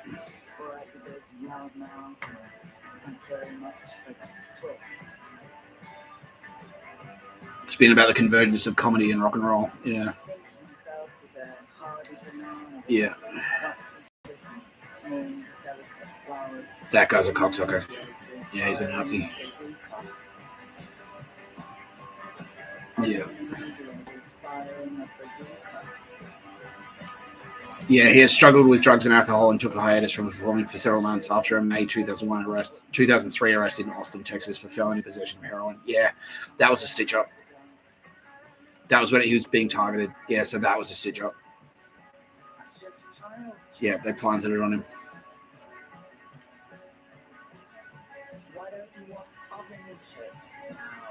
This bitch here, Maureen Tehran, a comedy manager who knew Hedberg, is quoted as saying, his life in the road is difficult for a struggling comedian. Yeah, but he wasn't struggling. He was having a great time. This is all part of it. Yeah, so she's no pictures of the bed where she went. Or there's an angry Mitch Hedberg in the afterlife, and Nicole Haggerty there to oversee proceedings. Yeah. But that's all part of the stitch up. Yeah, it's like, oh, he was struggling.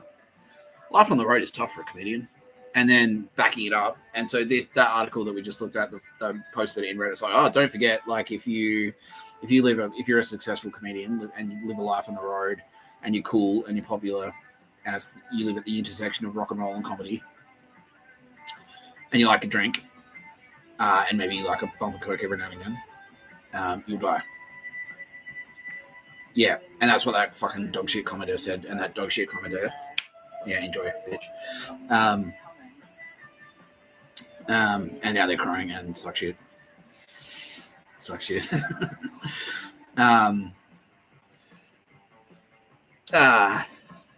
Yeah, well, guess who's having a dream tonight, bitch? Guess who the dream's going to be about? I'll give you a hint. She doesn't have a name.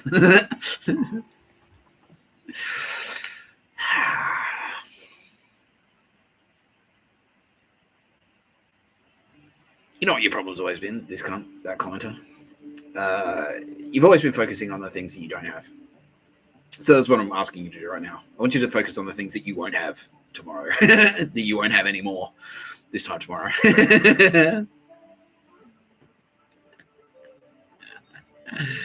Oh, dear. Anyway. Yeah.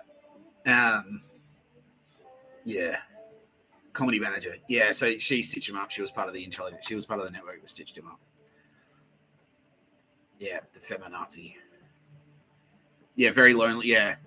You don't even have a kids. He doesn't even have a kids. He's lonely. He's a lonely loner. Unhappy. He doesn't even have a kids.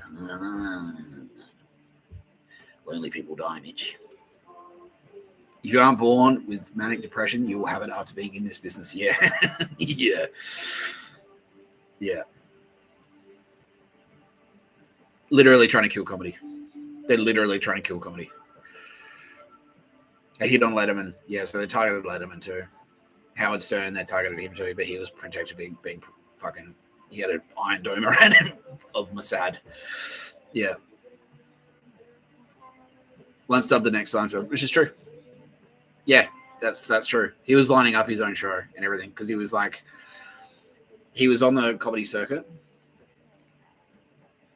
Yeah, he was on the comedy circuit and killing it, smashing it. And then he got a job on that 70s show, and his character on there was smashing it. And he was it was like, well, like, prove that you can be popular on TV, Mitch. And he does, and he was on that character. He was talking to all the good TV entertainment people were going like, oh, Mitch Hedberg, have you seen this guy? Yeah, he's on that 70s show. He's fucking smashing it. Like, let's get him. Let's fucking hook him up. Yeah. So they were all talking about like how they're gonna like all the big things are about to happen to Mitch Hedberg, and then he gets popped by Kamala Harris. Yeah.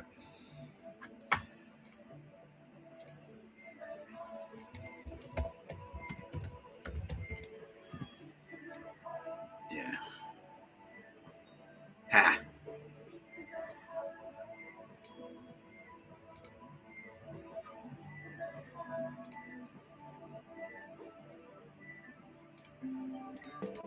This bitch.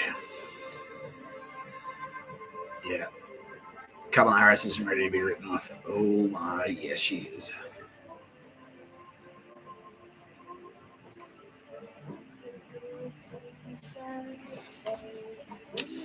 So 2005, where was she? On her way to being governor. Attorney General, that was then. Okay, District Attorney of San Francisco. She was the DA.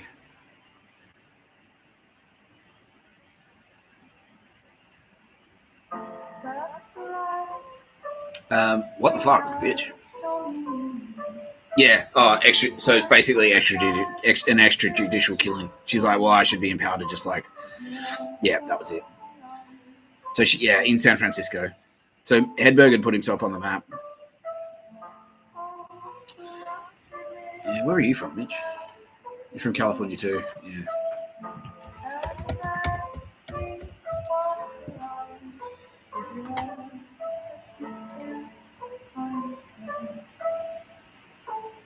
From Minnesota. From Sweden. Yeah, he's Swedish. Do you reckon that's like, yeah, and he reckons that being Swedish contributed. So being Swedish made him a target for Nazis.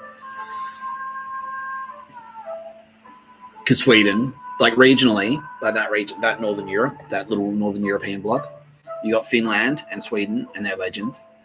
And then you've got Nazi nations like Estonia, Lithuania, Poland, fucking Norway and Denmark. Especially Norway and Denmark, and they've got a huge rivalry. Swarm dust. Yeah. So those three nations particularly, you got Norway, Denmark, and Sweden. Norway and Denmark are fucking Nazi as fuck. They are Nazi as fuck. Yeah. Where Sweden always kind of resisted. Yeah. They always held out. Yeah. Yeah. They always held out.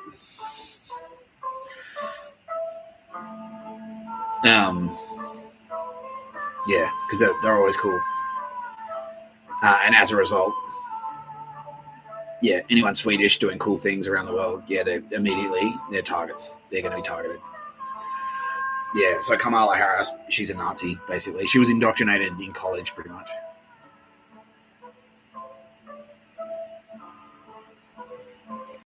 This is Kamala. Dog shit bitch. So she's actually from Oakland.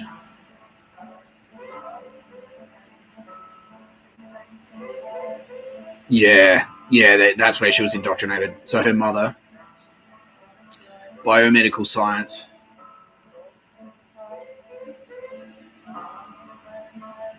working in genetics. Yeah, fucking Nazi as fuck. Yeah, and that's where she got indoctrinated. Yeah, at Berkeley. She basically worked under a professor who was brought in from Operation Paperclip. So yeah, she was indoctrinated there. As a Nazi, yeah. And yeah, so medical, that's the medical Nazis. That's what she is. That's Kamala Harris's mum, a medical Nazi. Yeah.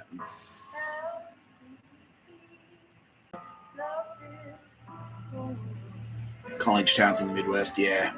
White supremacist hotspots, even though they're she's coloured.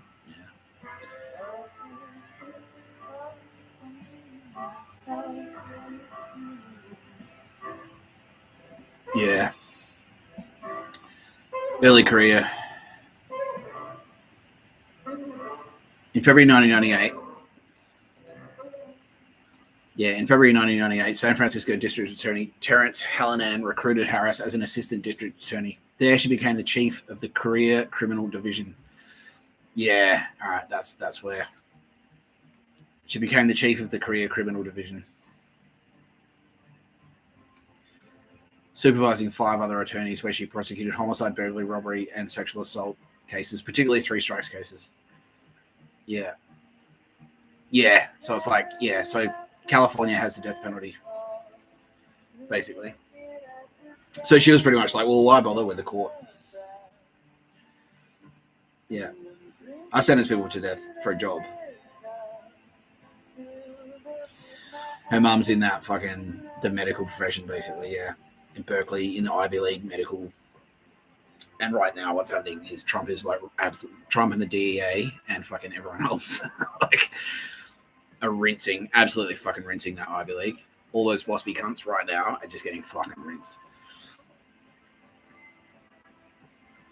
They're getting ventilated, let's put it that way.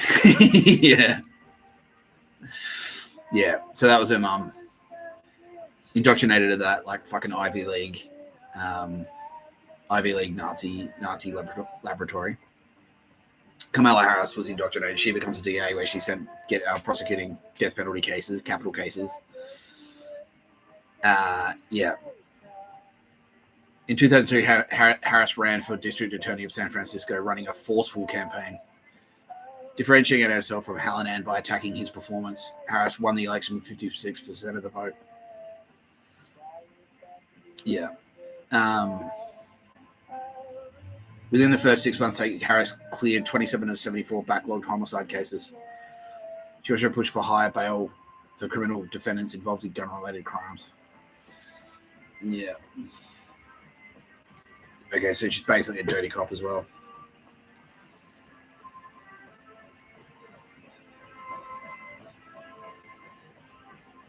That's number one. Yeah, how did she clear them is the question. How did she clear those cases? Stitching people up. Yeah, fucking bitch. Oh my god. Yeah, you'll do. Where were you on the night of, like, on this night in December 5 years ago? Like, what? Like, guilty of sin. Click, click. Like, oh no. Well, the witnesses reported seeing a black guy. You're a black guy. You can't even remember what you were doing on that one night in December 5 years ago. If you can't prove to me that you didn't commit that homicide, yeah, bitch. Fuck you. No pictures of full compensation. Trump's working on compensation packages for anyone stitched up by this fucking cunt. Yeah.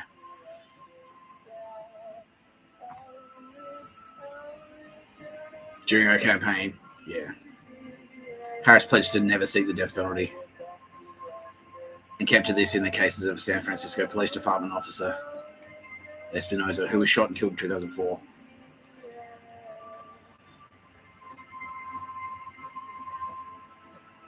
Which is, yeah, tightening loopholes.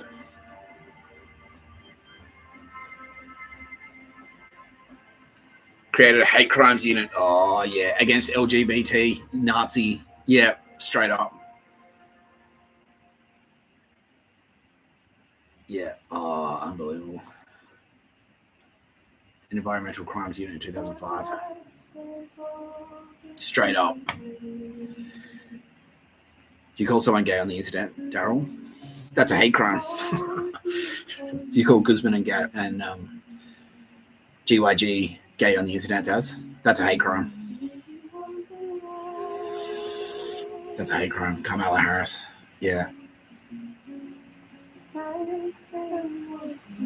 Yeah.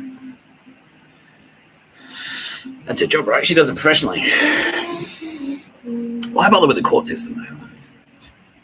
Why bother with the court system? No, Kamala Harris was not linked to the murder of Daryl Beveridge. All of those responsible for the murder. Like, so Albo was. Yeah, so, okay. So, yeah, the murder of Daryl Beveridge was basically... he was kind of on a list. You know, I might loop back to Daz because we're talking about Mitch. But anyway... But basically, the murder of Mitch Hedberg was... yeah, he was on a radar because he'd moved to California. He had the Hedberg name, which immediately went like, whoa. So it's sort of like having, like, if your name's Scheinbaum and you're in East Germany, your name's Scheinbaum. They're like, oh, a Jewish name. Same deal. Hedberg, that sounds Swedish, you know. Yeah. So he was already kind of like a target for that because of that. And then he was like fucking getting more and more famous, and that put him on the radar. He's in LA. It's really not that far from fucking San Fran, because Carmela has like connections everywhere. Like the DA of San Francisco obviously has connections to the DA of fucking Los Angeles. The governor, yeah, via the governor of California, and all those goons. Yeah, she's hooked in through the medical Nazis. Yeah. Here's about this Hedberg character getting famous. She looks into him with her investigation, because that's her specialty as well as DA. It's like, you don't need police to run investigations. I'll just do my own investigating. Yeah, using her network of informants to report on hate crimes. It's like, you know, some of the things he says. He's like, he had a fight with his girlfriend, and he wanted to slam. That was the material we heard at the start. I got in a fight with my girlfriend, and I wanted to slam the door on the way out, but we were in a tent, so I could only slam the flap, and it wasn't very dramatic. Yeah. It's like, well, that, Mitch, is a hate crime. You don't even have kids. Why don't you have kids, Mitch? Depressed and lonely on the road. It happens. This business crushes people.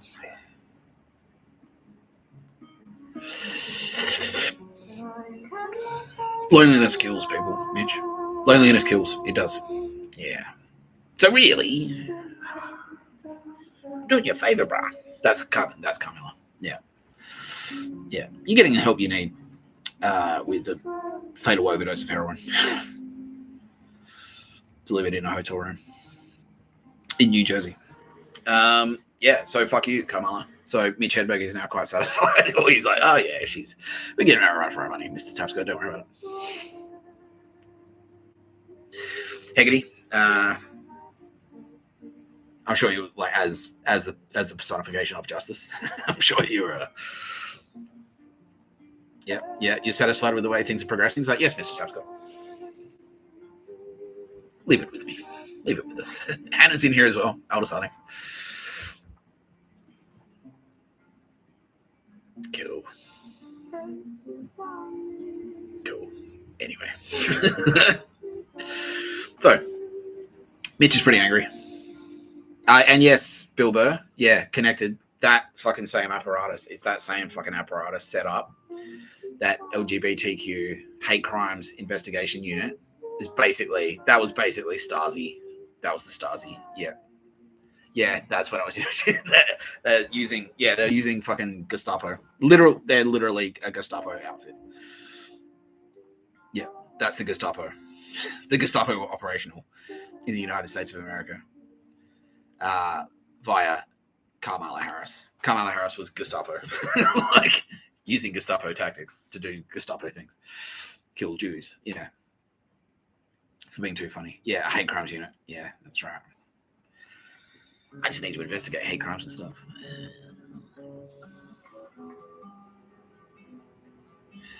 Yeah, so yes, Bill Burr. Yeah, connected to the death of Patrice O'Neill. Yeah, it was that apparatus. Like, that was Michelle Obama's, though. Michelle Obama did Patrice O'Neill, but they spoke about it. Yeah, they did speak about it. But yeah, they're just like they're like gangsters. It's exactly like Sopranos, bro. Exactly, they're like gangsters. It's like, well, what do you think about the Hedberg thing? He got to go. He's got to go. It's like Tone. He's just got to go. Yeah. Yeah, it's Patrice O'Neill. How are we looking on the Patrice O'Neill things? Oh no, don't worry. Yeah. The package is gonna pay off. Yeah, don't worry. Yeah, he'll get his card punched. Don't worry. Yeah, he's gonna clock out. Yeah. Bill's like, satisfaction. Through Sylvian blood, my friend. Yeah, through Sylvian blood, and probably a couple of limbs. Okay. Well, you asked for the space magic, and now here is the space magic.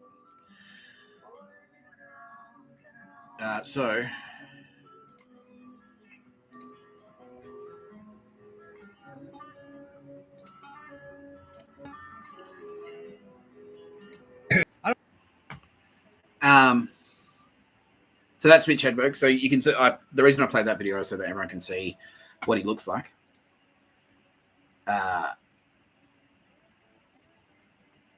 Like, you can see his style. That's him. Yeah, I'm just going to put on some music.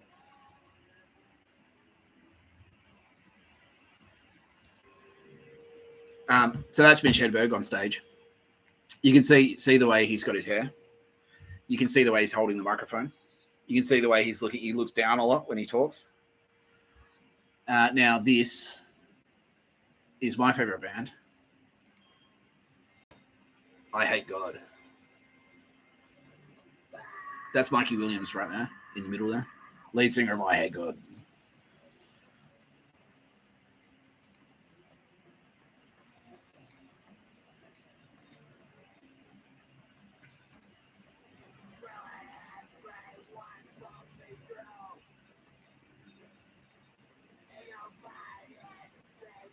Oh, that's right. Yeah, we're going to do that.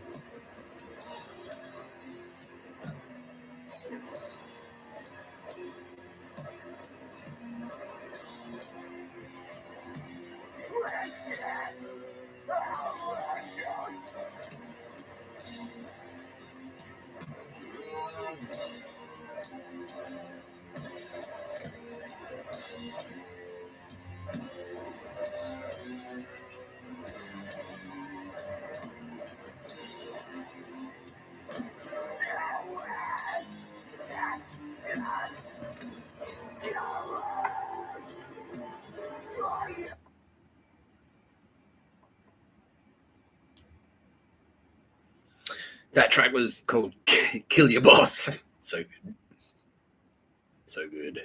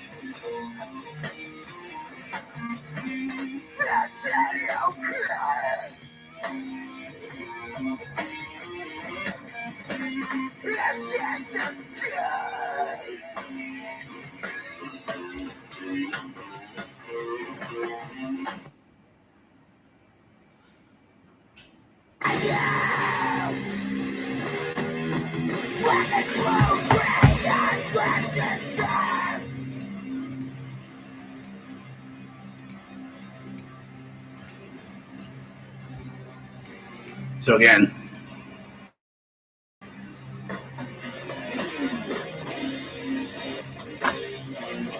that's Mitch Hedberg.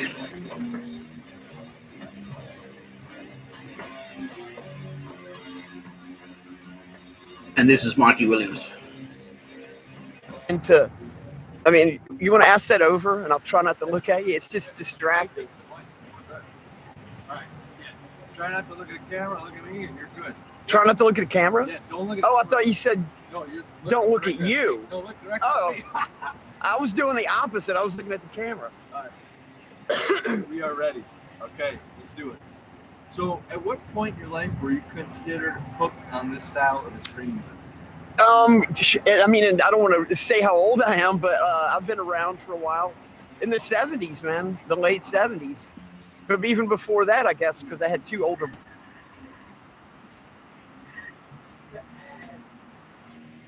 Oh, yeah. So that's a big reveal. Mitch Hedberg is Mikey Williams. Oh, God, so good, man. So fucking good. The best band.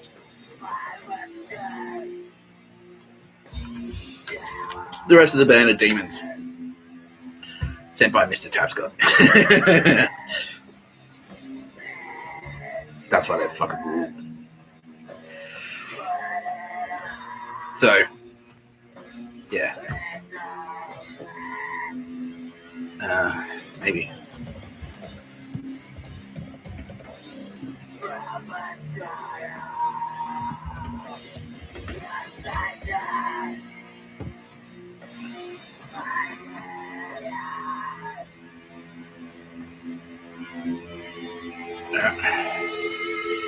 So, this is Mikey Williams.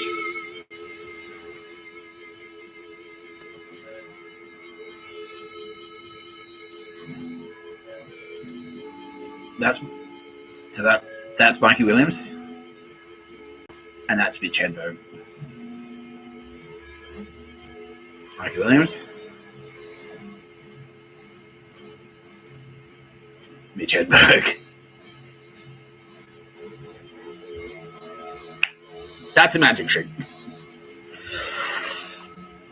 That's a magic trick. Ask him. Ask Mikey. Ask him. It's like, are you Mitch Hedberg? He's like, yeah. Yeah. So that's basically, yeah. So Mitch died, came to the afterlife, and it's like, what happened, bro? It's like, they fucking murdered me. Motherfuckers. What do you want to do about it? It's like, let's start the sickest, angriest, heaviest fucking metal band in the history of the universe.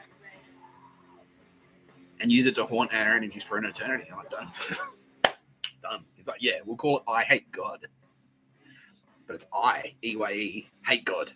So people will go like, I think they're saying it's like, I hate God, but they're actually saying like, I hate God.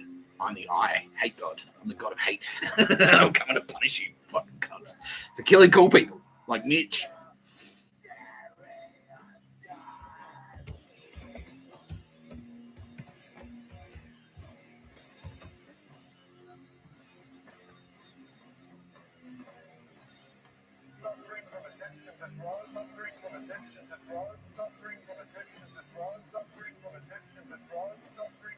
This is my favorite album, Dope Sick. Yeah, Dope Sick. That's Hannah on the cover, like in Tied Up. That's Aldous Harding. Yeah, there's Tara Bennett there on the cover there. This is the tattoo I'm getting on my ass. I'm gonna get that skull. I'm getting the skull with the thorns around it because that's Kitty Callahan. Kitty Callahan put the thorns there because she invented roses.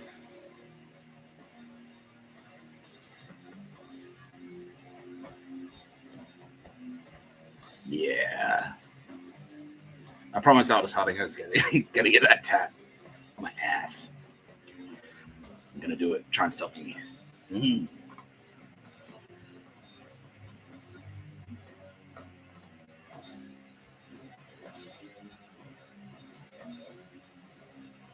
Oh, look at that. Released on April 2nd.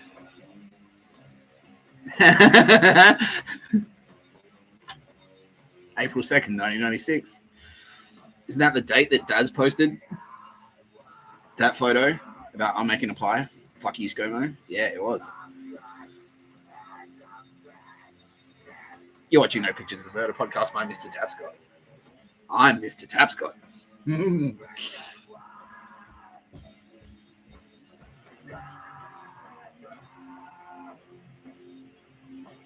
Track listing.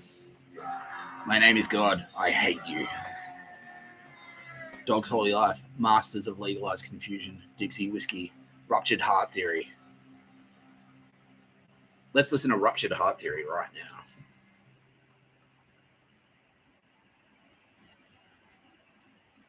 now. What happened to Daz, by the way? Heart attack, right?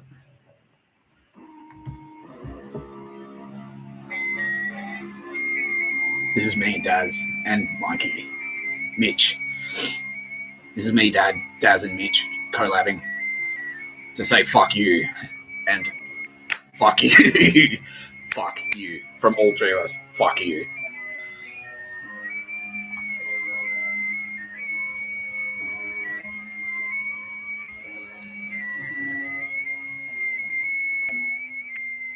We will be repaid through silver and blood. I fucking said it. I fucking said it.